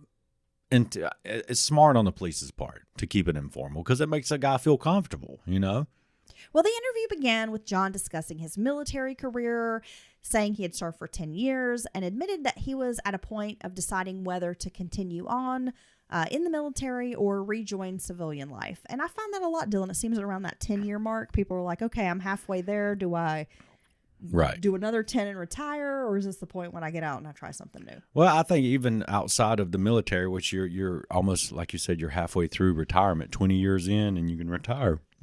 A lot of careers. 10 years is a long chunk of your life. That's an entire decade of your life. And you only have so many of those to give, So I think a lot of people find themselves, and I think even more so in the military because They find themselves? You mean themselves? They find themselves contemplating, do I keep staying this career? Do I keep doing this thing? It's so cute. And in the military, it's even bigger deal, I would say, because you go back to civilian life, it's quite different than military life. John was an Army brat. His father, George Diamond, had served during the Vietnam War. Afterwards, his father was employed as an iron worker, and eventually they settled in Killeen, Texas, which is also near a big Army post, Fort Hood. John enlisted in the Army after high school. He did his basic training at Fort Pope, Louisiana, then was stationed in Panama in 1998. He earned sergeant stripes, married a Panamanian woman named Lourdes, and transferred to Fort Bragg in 1999, around the same time that Michelle and Marty arrived at Fort Bragg. Along the way, he had attended several trainings. He went to ranger school, surveillance, rappelling, air assault, and became a sniper. Damn, he's doing all the things. Yeah, this is a pretty solid career. John admitted that he had seen Marty's murder reported on the TV news Monday, as well as reading it in the newspaper on Tuesday. He told officers that he did know Michelle intimately, meeting her online. He had answered a personal ad sometime around March, which was about 9 months earlier. For a hot, sexy brunette. He said they had met at an O'Charlie's in Fayetteville for drinks. That was their first date. Both were married but separated, and afterwards they started having a sexual relationship. They met in local motels, taking turns paying for the room. It was an open secret. Once at a nightclub, Michelle introduced John to her father, mentioning that her parents were divorced. John said the affair was purely sexual, which was basically what Michelle had said. John's attitude was that of a ladies' man who was seeing many women. One just happened to be Michelle. So, do you think that changes anything if it's purely sexual, or if they're looking to make a life together? Well, yeah. Yeah, I think that definitely changes the dynamic. Well, it changes the dynamic, and could even change maybe the motive. A motive? Yeah, but in my mind, it's so. It's like you're still cheating on me. Well, I mean, are you asking from like the detective's point of view, or are you asking from like John and Michelle's point of view? Oh, I'm okay. I'm confused. See, I'm thinking as a detective. Well, as a detective, it matters. It matters if these people are saying, well, it was just sex versus like, well, we wanted to be together. I was waiting for them to leave the other person so that we could be. Yes, no, that's in a detective's point of view. It's very important, Right. But as far as in your personal point of view or the relationship, do you think that makes it any better or worse? I think it's the same. It doesn't. To me, it does. It's still, you broke that trust and you've cheated on me. We've talked about this before. Yeah. Time and time again. Okay. It's not okay, bud. It's not okay. We took vows. That's right. Right. I'll never clip coupons with anyone else. That's one of them. That's one of my vows I wrote. Man, we don't even clip coupons. But I'm telling you, I wouldn't do it with anybody else either. But you ain't got nothing to do, so maybe you should start coupon clipping. Hey, there's something to be said for clipping coupons. Well, maybe that's what you need to be doing. Yeah. Fill up your time. We should all be doing that to fight this Instead hyperinflation. of sitting and looking and smoking and Hey, drinking Monsters. I'll never stop sitting and looking. I might stop those other things, but I'll make this declaration to our listeners right now, this day. I'll never stop sitting and looking. We know, Dylan. All right. Can I go back to telling the story? You can. Okay. We have a lot to talk about, Dylan. John said the relationship did not end as Michelle stated, but that it had continued. So even after she got back together with her husband, John's like, nope, we were still hooking up. They had sex the weekend before the murder, spending the weekend at a motel in Raleigh and going out to a nightclub called The Warehouse on December 9th. So John's spilling all the beans. He is spilling it. Or it seems to be. On the day of the murder, John had met Michelle at a Fayetteville restaurant where she explained the plans to attend a Christmas dinner in Raleigh with her husband and her coworkers. Oh, the same dinner described by our coworkers. The Yes. three couples going out Yeah. for the little dinner. Another discrepancy was that John told police Michelle had never asked him about maintenance or mechanical issues related to her Corvette. And as far as he knew, the car was running fine. So, yeah, the whole talk about getting something done to my Corvette and all that, he has no idea what she's talking about, yeah? Right. Well, she's saying that was like using that as an excuse why she was talking to John. Right, But he's right. like, I never helped her. He's like, if she asked me about the car, I told her to go see a mechanic. So, John seems to be coming clean as Like, far as anything he might You think know. he's pretty forthright? He seems to be. Okay. Would you agree? Oh, my God. John told officers the only guns he had were for military training with one exception. He rented handguns at a firing range. Yeah. He'd gone to Jim's pawn shop the day before and rented a 9mm Beretta because Jim's pawn shop also is a firing range. Because why not? Yeah, you should rent guns out. And you can also get a pedicure and get your taxes done at Jim's pawn shop. And rent a handgun. Yeah, and maybe get yourself a slice of pizza. Yeah. Come on down. It's a multi-purpose shop. Why not? Down at the pawn shop that does everything. Okay, so he said he had rented this 9mm Beretta, which was the same caliber gun used to kill Marty, and that he had fired it at the range, which was at the pawn shop. I want to go to this pawn shop, know. dude, because they got pizza, I heard. Do people still go to pawn shops? I just don't even feel like that's a thing anymore. I mean, you see a little traffic Who there. keeps pawn shops open? I don't know if they're money laundering, businesses for like some kind of other illegal activity, because they are ridiculous nowadays. We talked about this before. You just don't. There's not a good deal to be had. They don't want to give you $5 My for. first thought is just I would never go to a pawn shop to buy something. I've No. never bought anything from a pawn shop. Oh, but you get a good deal there Okay, on well, electronics, see, especially, I don't even know that and tools. because I ain't going to the pawn shop. But now the thing look like it's drugged there behind a car, and they want $20 less than brand new price for it. So it's like the Goodwill. It's exactly like the special finds rack at the When they Goodwill. got like the Cheyenne shirt at Goodwill for $10, and you're like, but it was only $5 on the website. Okay. That's fast fashion. Okay, so this posed a problem for detectives, swabbing his hand for gunshot residue because his hands would be covered in it from the visit to the firing range, Oh. the shooting range. Yeah. So they didn't even bother. So Gunshot's gunshot residue. Gunshot residue is gunshot residue. Yeah. And I've been at the range, buddy, so I'm just, everything I got has gunpowder on it. It's weird. Y'all powdered Including up. this 9 I rented from the If place. you like them painted up, powdered up, then John's the one for you. Okay. John Diamond. Your good boy's gonna go bad. Now, John claimed at the time of the murder, he had been home all Sunday night with his wife, Lourdes, their son, and his mother-in-law, who was in town visiting from Panama. And by the way, every time I see Panama, I just hear David Loff like, Panama! Dun, dun, dun, dun, dun. Okay. They had watched the Mel Gibson film, The Patriot. Oh, it's a good one. And he'd gone to sleep around 10 p.m. He said he fell asleep on the couch and had not left the apartment until the next morning, which would be Monday morning. His wife confirmed the alibi, though she couldn't say for sure if he had left the apartment anytime during the night. She said she was a very heavy sleeper. So she's like, I don't know. He was asleep at 10, and at 8 a.m. on Monday morning, John was sleeping in their child's room. So she's like, I don't know. He could have left sometime during the night, but maybe not.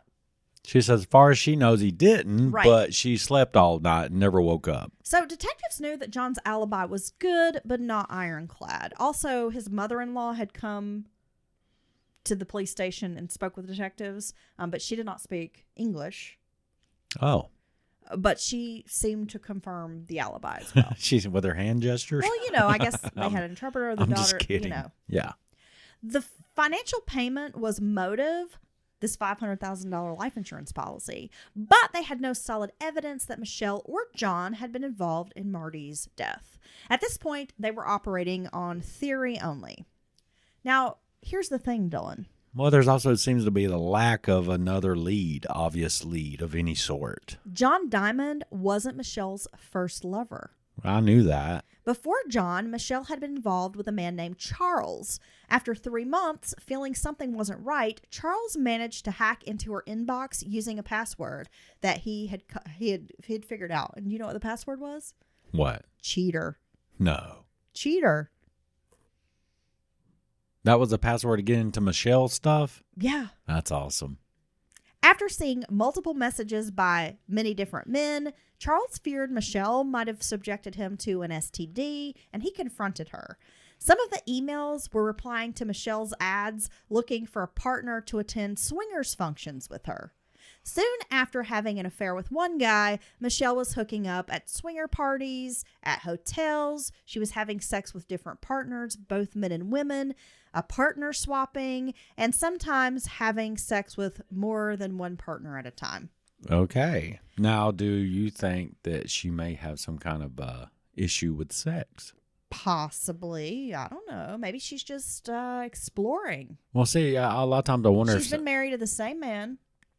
She's exploring all right. She done found new continents as much. As your mom would say when she quotes her favorite comedian, what's his name, Gary Owen. Yeah. Your mom will go, same pussy for 10 years. Right. Your mom just randomly sings that. She's it's had really fun. Same penis for 10 years. Yeah. So she's had the same penis for 10 years. And the penis has been ignoring her.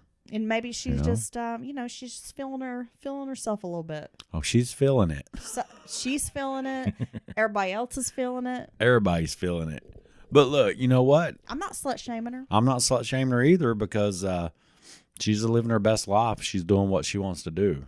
She's exploring her body. But I gotta say, she's allowing other people to explore her body.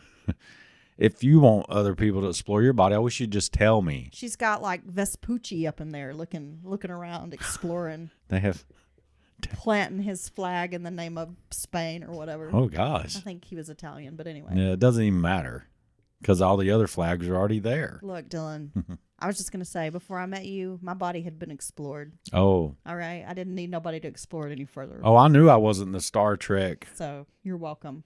I wasn't the Starship Enterprise. I was know. not. You've already called me all sorts of names on the podcast. I was not going anywhere that no man had gone before.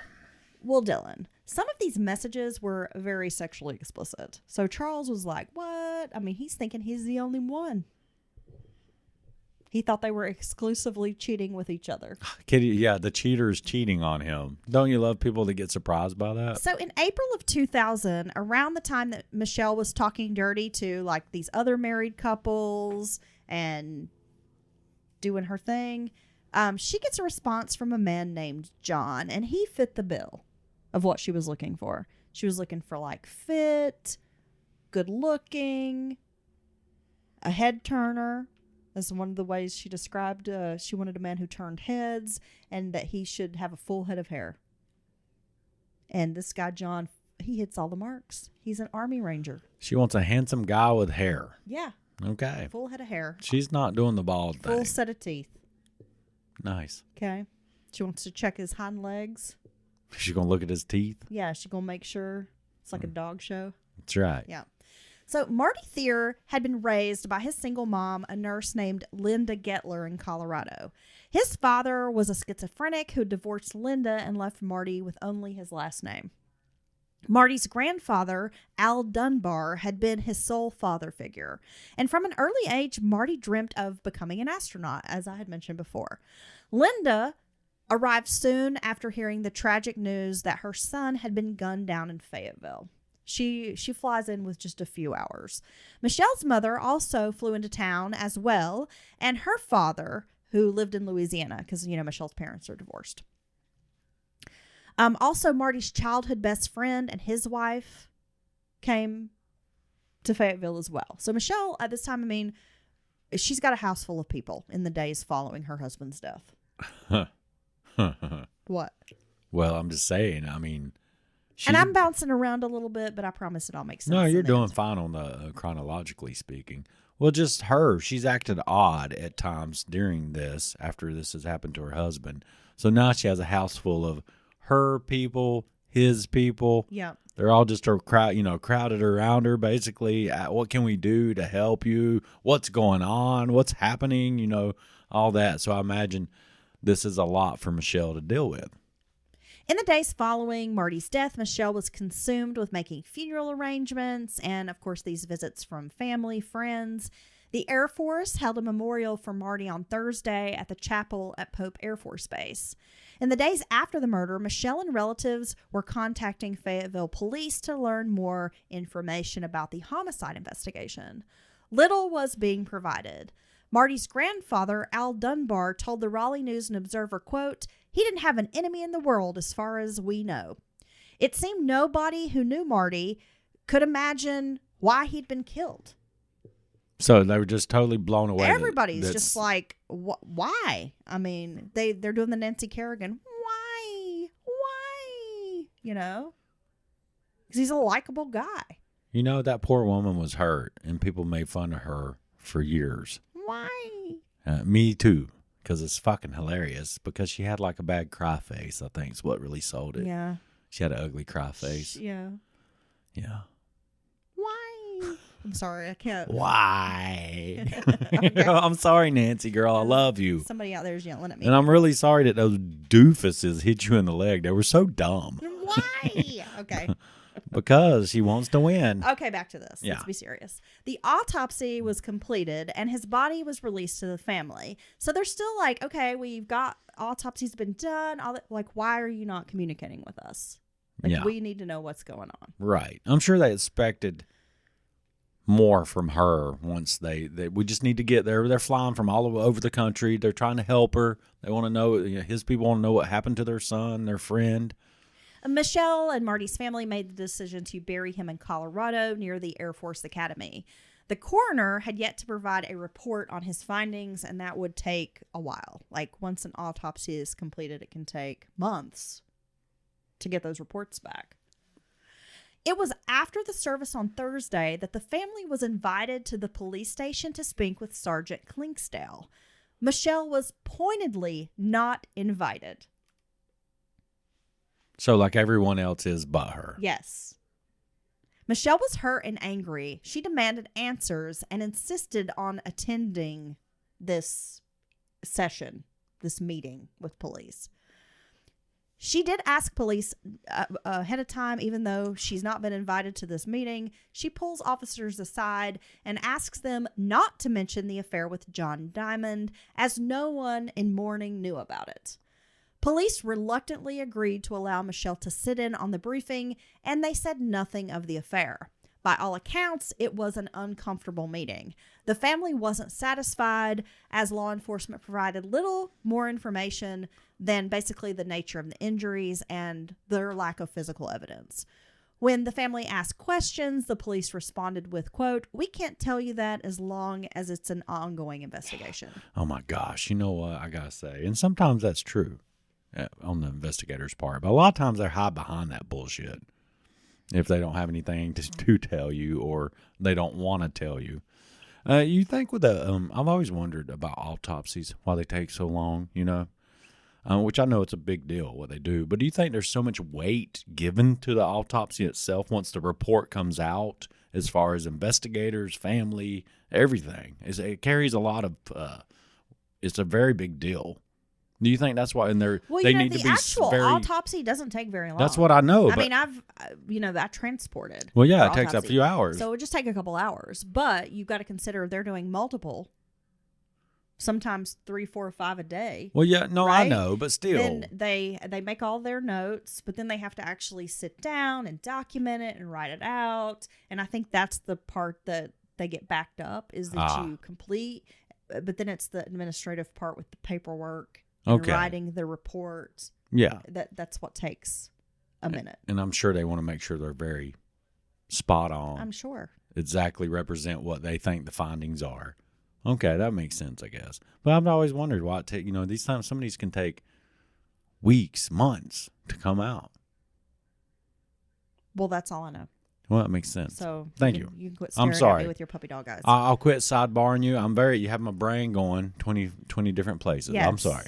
It's This already, is a great it's story. already a long episode, and it's yes. 2 parts, so let me get through this. Almost story. that over in hush. Now, Michelle's father seemed angry at what he perceived as stonewalling and the police's treatment of Michelle. So there was a liaison that was provided by the military, and her name was Jenny, and she was kind of there to, work between law enforcement and the family. A liaison. Yeah, she's liaising. She's liaising, exactly. Right. Well, this woman was scolded afterwards by Sergeant Klinkstell for defying the request to keep Michelle out of the meeting because he had specifically told her, bring the family, but not Michelle. But what can she do?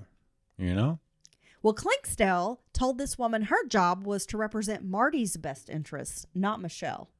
He's the military liaison. Her job is to be there for Marty and Marty's people, not to be there for Michelle. And you think the only reason Michelle wanted to be there was to know what was said and to try to direct? Yes. You know it. Okay. After the meeting, Michelle told the detectives that she wanted to speak with Sergeant Klinkstell in private, but he told her that he wasn't ready to talk to her yet. She explained she was about to leave for Colorado. They had to bury Marty, so she needed to speak to Detective Klinkstell right then. So she's had enough of it. Huh? I need you right now. So she tells Klinkstell that the day before she had met with John Diamond, and that's what she wanted to talk about. So, of course, this piques his interest. After the meeting, they had gone to a coffee house. She and John had gone to a coffee house because Michelle was convinced that John Diamond had nothing to do with Marty's murder. As a clinical psychologist, she explained, she had looked him in his eyes. Oh. She needed to look him in his eyes and ask him, "Did you kill my husband?" Oh, because she can tell because she's a psychologist. Because she's a doctor. She's like a walking lie detector, bro. Yeah. She just wanted to look him in his eye, look him deep in his eye and ask him the question. In his good eye. Yeah. And that she actually believed him. She believed John. She was like, yeah, I totally think he didn't have anything to do with this. You need to quit looking at him. He's not guilty. Oh, okay. Well, thanks, because we've been waiting around for your opinion on this. Yes. But see, Michelle's statements opened a door for detectives to ask more questions about the relationship between Michelle and John. She had come in without a lawyer and no reluctance to talk. So he's like, okay, you open this door, let's talk. But it was a common enough story. I mean, the couple had married young, they got swept up in military life, and it just wasn't working out. Only instead of the marriage ending in divorce, it was ending in Marty's death. And not just death, but murder. Yeah. Right? Well, Marty's burial took place on December 28th of 2000 in Colorado Springs. There was a 5-page letter placed on the grave written by Michelle. And I'm not even going to read it to you because it is just flowery, poetic. This is from Michelle to her husband. Yeah. Okay. She puts this letter on his grave. Okay. Yeah. Which, of course, is going to be probably taken Well, yeah. as evidence, right? Meh. She might have known that. Yeah. Well, when Michelle returned to Fayetteville, she sent nasty emails to the local newspaper demanding a proper obituary. And she was cussing out the editor when he sent an obituary back to her, like, is this okay? And it was only 98 words. That's not enough words. She said, quote, please let me know what date the obituary will be published in the obituary section so I can purchase my last ever copy of your rag. Oh. Yeah. Okay. I'm sure he's devastated by this. After the briefing with relatives, police cut off all contact with Michelle, like no communication. When Michelle or her father tried to contact law enforcement about the investigation, they were ignored or kind of given the runaround. So that's when Michelle hires 2 criminal defense attorneys to try and get more out of police. Okay. She thinks if she hires attorneys, they will pressure police. I mean, I guess that could work, or maybe they know how to come at it from a viewpoint that you're not doing or something. But I don't think that's going to help you. I think you just wasted your money. Well, previously, when Michelle had this meeting where she said, I looked him in his eye and he told me the truth.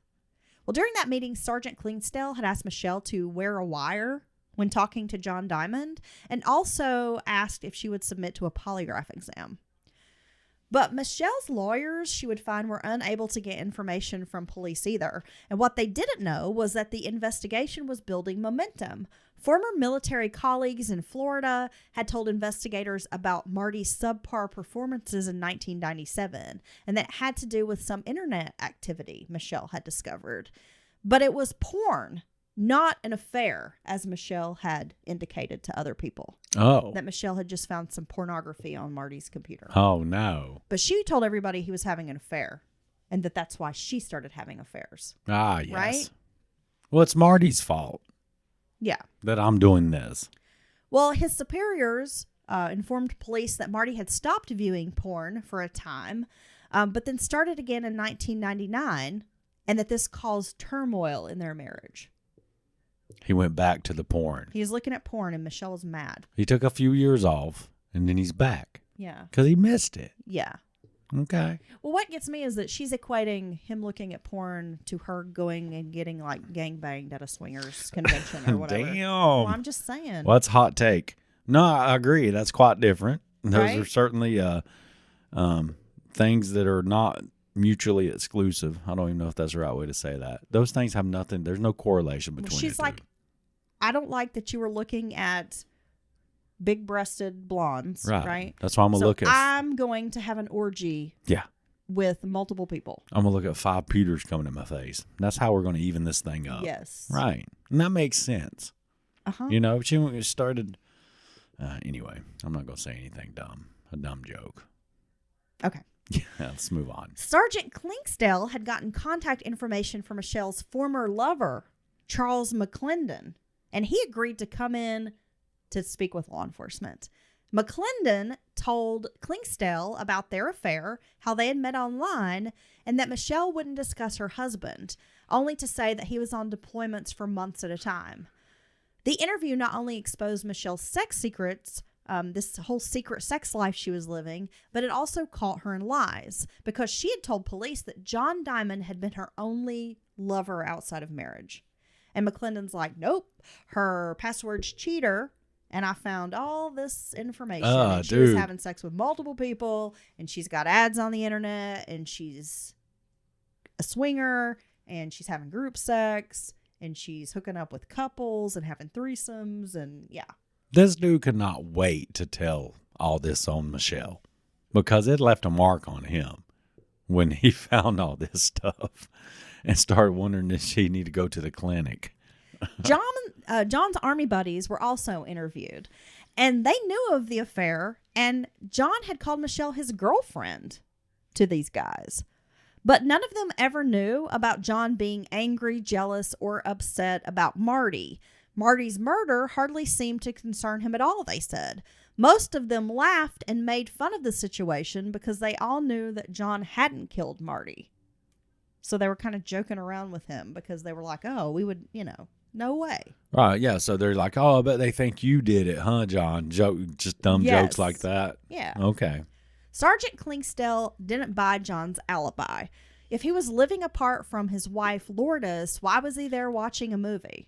None of it made sense to him. Why is he spending the night at her house? Why is he watching a movie? Why is he having family time with his wife and her mom Well, when they're separated? Yeah, but it's possible. It's weird, but some people do things like that. Well, here's the thing. Sergeant Klingsdale discovers, Dylan. On Monday, the day after Marty was killed, John filed for divorce from Lourdes. She was served with divorce papers on the day police interviewed her, which was a Tuesday, and she never mentioned the divorce papers, none of it. Really? Yeah. Is that strange to you? Well, that's kind of a big deal.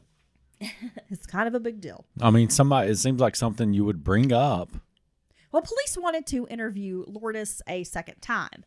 Now, during this meeting with police, she admitted that John had seen other women in the past and during their marriage. She didn't think John was involved in the murder of Marty Theer, though. Lourdes broke down in tears after detectives reiterated details of the affair between Michelle and John. Times, dates, motels, hotels, Holiday Inns, Howard Johnson's. Okay. That Michelle was a hoe and he was a Joe, whatever, Okay. John refused to submit to a polygraph exam. Instead, he blamed detectives for spilling the beans about his affair with Michelle to Lourdes. So he's still not agreeing to do this polygraph. Michelle called around to friends and learned not only were the police involved in the investigation, but the Air Force's Office of Special Investigations had been interviewing Marty's crewmates. The OSI, as it's called, saw Michelle as refusing to cooperate. And that's what they were telling people, that Michelle's refusing to cooperate with law enforcement. Oh. Now, according to OSI, Michelle was refusing to turn over certain documents they had requested, and that she was balking at this request for her to take a polygraph. Michelle said police were trying to pit everyone against her and John after finding no real evidence, and that this was all just so they could cover their asses because they're incompetent. I was wondering this entire time because, a lot of times the military likes to have their say, or they like to have their own investigations. And so the OSI's been kind of quietly investigating this on their side. Yeah. Okay, interesting. Michelle still wouldn't agree to take a polygraph, later explaining that she was a scientist. She doesn't believe in it. And she had researched the extremely high error rate. And because of her scientist status, she was not taking a polygraph. Oh. Because she's a scientist. Because I'm a scientist. Because she's a clinical psychologist. Okay, if they ever come... She's a scientist. I don't think that's quite a science. She's a scientist, Dylan. Okay. But yeah, I'm gonna say that. Science and facts. She's a scientist. I'm a scientist, therefore I cannot partake in your ridiculous thing called a lie detector. Now, when Michelle couldn't get a copy of the autopsy and death certificate from the Fayetteville police, she called the Air Force Base. When they told her they couldn't provide these items, an angry Michelle hung up the phone and decided to pay a visit in person to the Air Force Base. And that's going to change nothing. She busted all up in there showing her ass. Military investigators told her, quote, "We're not answering your questions." Because we're the military. Everybody, it seemed, was against Michelle. According to Michelle, even her helpfulness was being misconstrued as an agenda. Oh, yeah. Can you see I'm just trying to be helpful? Can you tell me anything about maybe the evidence you have against me? Then a Crime Stoppers report aired on the news. And Michelle said she was traumatized by it because she didn't like the language it used describing Marty's murder, and she called to complain about it to police. Then Michelle grew upset when 2 OSI officers were outside of her office with metal detectors looking for evidence. Michelle told her attorney she was, quote, fed up. She's fed up with this investigation. How dare they? They're investigating. How dare they do their job? So it's Michelle versus everything. Yes. Everyone. Michelle versus the world. I mean, to say this woman has a personality disorder of some kind is You think she's like a, what is that? The word God complex or like don't the ego? she Maniac? thinks she's the smartest person in the room. Well, that's she's for a sure, scientist. because she's a scientist. And I'm like, I hate to break it to you, Michelle, but getting these, degrees, if you've got time and money, is really not like that hard to do. I mean, not to discredit people who have advanced education, but if you show up and you do the damn work, you're probably going to pass your classes. That doesn't make you like brilliant. No, good. No, you're dedicated, certainly determined. Because I know We can plenty of say people that. who have advanced degrees that are dumb as a fucking rock. That's true. I mean, come on. Have you been in the world? Have you met people? Anywho. So, No. But she thinks this makes her like, her shit don't stink. And Michelle, your turds stink just as much as everybody else's. Your pooch smell. Michelle's lawyers fired off a nasty letter to police about how their client had lost faith in the police department and no longer wanted to have contact with them. Michelle would never speak to law enforcement again in person, that she was only willing to communicate through her attorneys. And this was true. She never again had contact with police directly. Oh, damn. Instead, Michelle went against advice from her lawyers. And guess what, Dylan? She continued to meet with John Diamond. No. On January 17th of 2001, Michelle and John went into a Fayetteville store called The Spy Shop that sold surveillance equipment. They wanted to buy something that could be used to sweep Michelle's house for bugs. And I'm not talking about like ants and spiders. So what they want to do is what this technique's called counter Has surveillance. someone planted espionage equipment and listening devices in my home? So yeah, and I can imagine that in my mind, the only reason you want to do that is if So you could speak freely about a crime you committed. if you're afraid of what someone might hear. Because if you ain't saying shit, what do you care who's listening in? Yeah, I would just say random things. I mean, people talk about like the Patriot Act and they're like, oh, they can listen in on our phone calls. And I'm like, pfft, And I talk about dumb shit. So, is that, I don't think people want to listen in on these phone calls. I think the NSA would be kind of creeping and trying to listen to us when we're talking about stuff because it's funny. They're probably just like, these are two adults that need to be medicated. They go off on too many tangents. They're checking our accounts and stuff, see if we even got our bills even. Well, look, the shop didn't have a device that they could sell Michelle and John, but they offered a service. They actually had an employee who could come out and sweep the home and check for listening devices. Hey, good business right there. So Michelle left her contact number. Now, she calls back in a day and says, I don't think I want them to come out, but then calls like an hour later, like, no, send them out. But they came in, they, looked around the house, whatever, and they found nothing during the search. So Michelle's house was not bugged. As far as the guy with glasses from the spa shop can figure. Yes. Okay. However, John's car was parked at the end of Michelle's cul-de-sac nearly every night through January and February. A neighbor had reported the car as suspicious, and an officer had come out to check this vehicle. Now, it's parked at the end of the street, so it's not directly in front of Michelle's house. Right. And this is this bright teal Trans Am, and it's parked there like every day. Yeah, so the woman's like, there's a badass car parked outside of my house. I don't know whose it is. Well, nothing was really done at this time. They ran the tag. They're like, okay, we got a name, but we can't really do anything about this. But the driver, the neighbor explained, had been spotted going into Michelle Theer's house. Oh, gosh. Now, there had been break-ins around this subdivision, and there was like a trail that kind of ran through some woods from their subdivision into another, like adjoining subdivision. Yeah, we've seen that actually a lot here in the Chapel Hill area. Yeah. A lot of these large subdivisions So have a nice nature neighbors had walk. been told to report any suspicious activity because of these home and car break-ins. So that was why the lady was calling about this car. She had thought maybe this person was parking in her neighborhood, using the trail to go break in the other neighborhoods. Right. He's like, he's done robbed Michelle 3 or 4 times tonight. Well, he's been breaking and entering into her building. He's coming and going at all times of the night. Sure is. Well, on Damn. January 27th, Michelle and John met at a restaurant, and she made notes of everything that had happened in the past 6 weeks. Michelle is typing out like this summary. It's like a timeline of events. And every day she goes and updates this summary I wanted to like Michelle. and documents everything that's happened. I really did want to like Michelle, but she's freaking ridiculous. In the summary, Michelle noted that John was her best source of information and also her best emotional support person. John was everything Marty was not. So he was a high school graduate, unlike Marty, who held a master's degree. John was enlisted. He wasn't an officer. He was spontaneous, cocky, and kind of action-oriented. I like how she's discounting the masters when it comes to Marty, but for her, it's everything. Are you like that? John had been attending night classes at Methodist College with plans to end his military career fairly soon, and he had made the dean's list.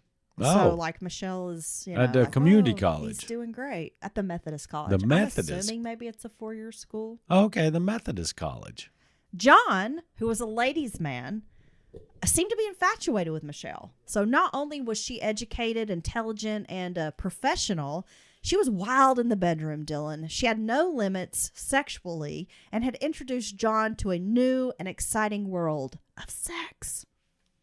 She knows all the different kinds of sexes, too.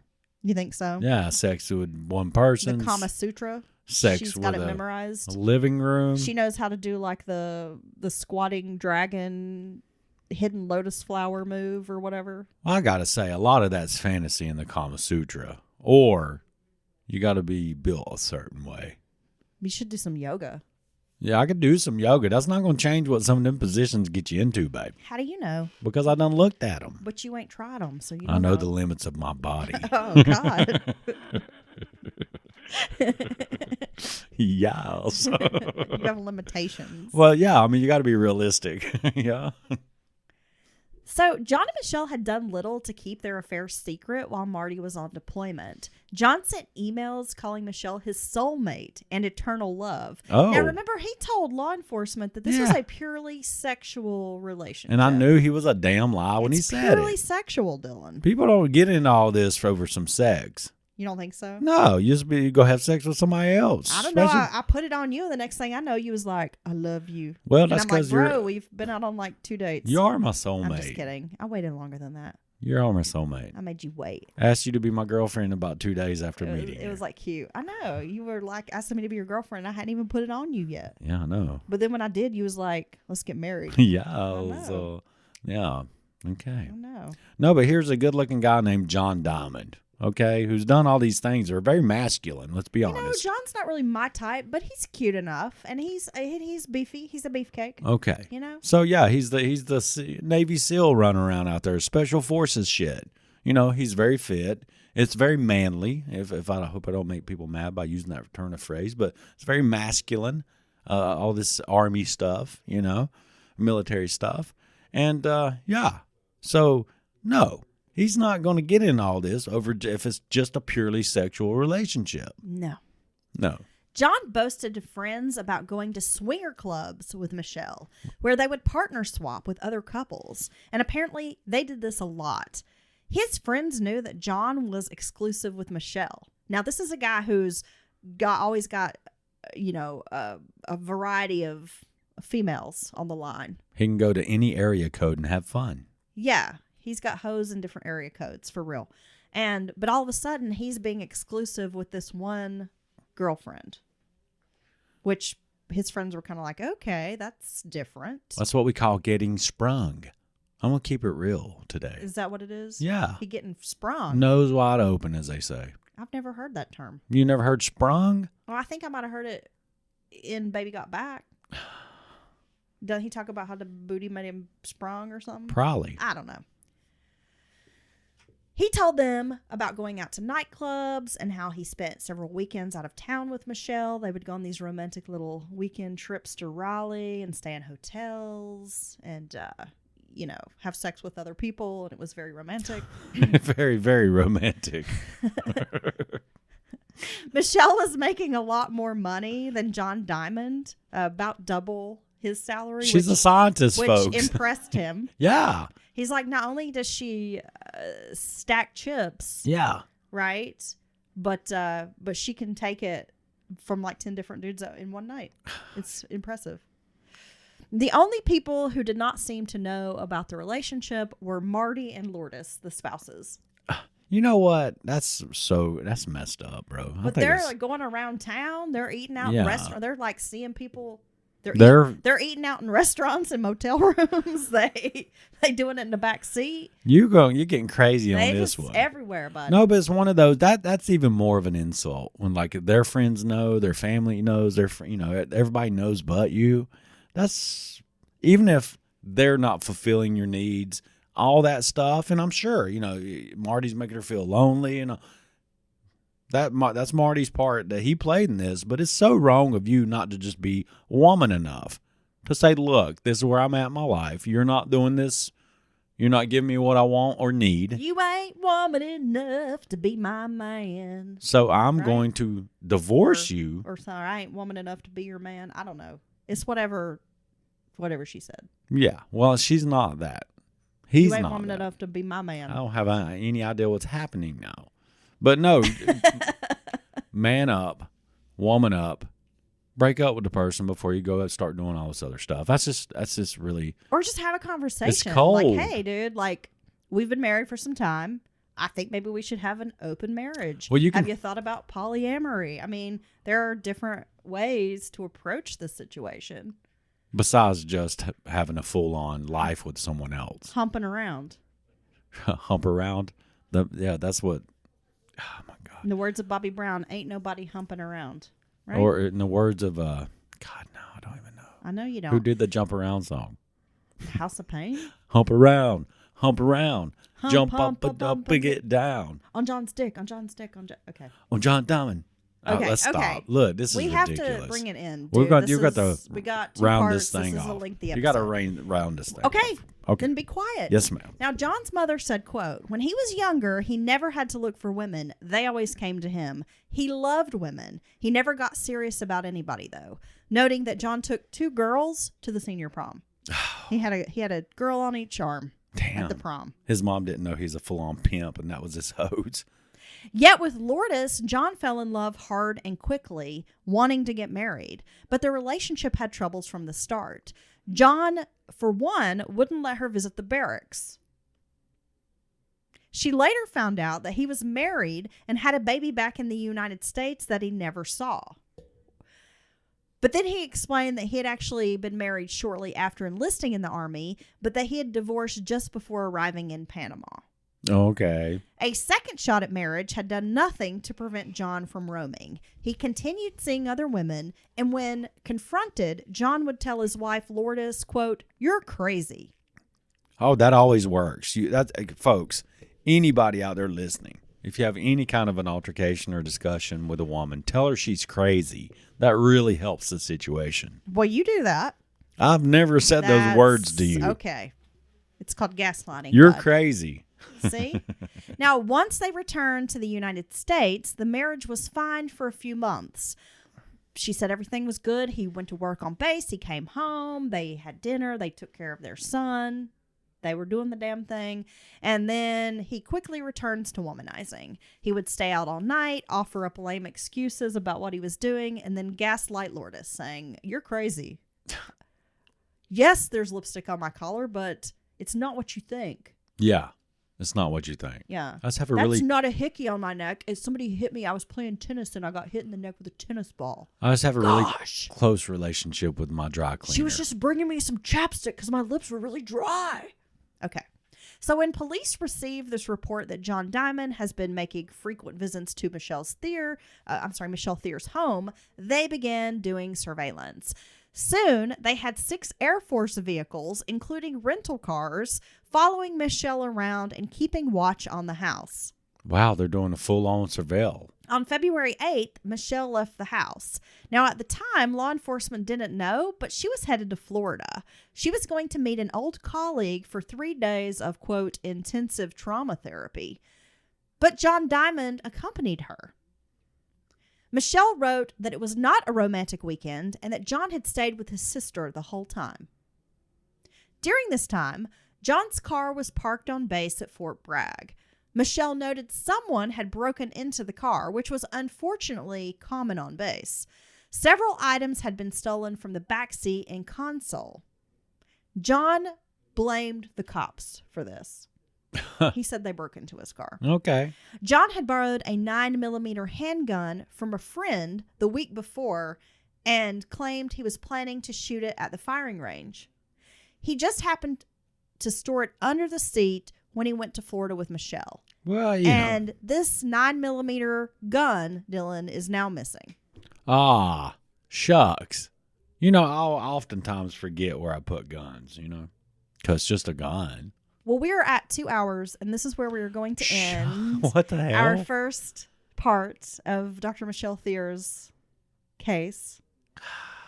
I'm telling you, it gets juicy. Shut up. It's even juicier. How bad in does it part get? 2. Is it really? Wow. It's quite a story. I told you it was quite a story. Well, okay, Heather, this was actually a great time for an extended episode, two-parter like this. It's been a minute.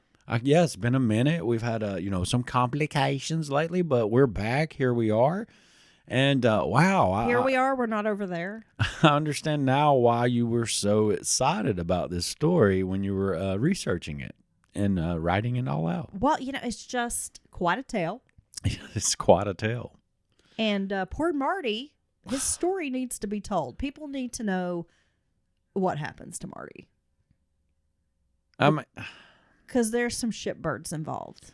Poor Marty. All this time when all this dumb, and it's goofy. We've been being goofy, but we can't forget at the heart of this is someone who was killed. Yes. For dumb shit. Well, we don't know. We don't know yet, Dylan. I don't even know what it is, yet. but I'm going to You imagine. don't know anything. I know that You it's dumb just shit. Wait. Oh my gosh. But All wait, right. there's more. We will be dropping a part 2. So you're definitely going to want to stick around and listen to part 2. Dylan, I hope you have a hell of a day. I hope you have a hell of a day as well. And if you're interested in more content, we have, of course, patreon.com/Mountain Murders Podcast, where I'm Mushmouth Bitch, where you can subscribe and access all the bonus content. You can. And ad-free episodes.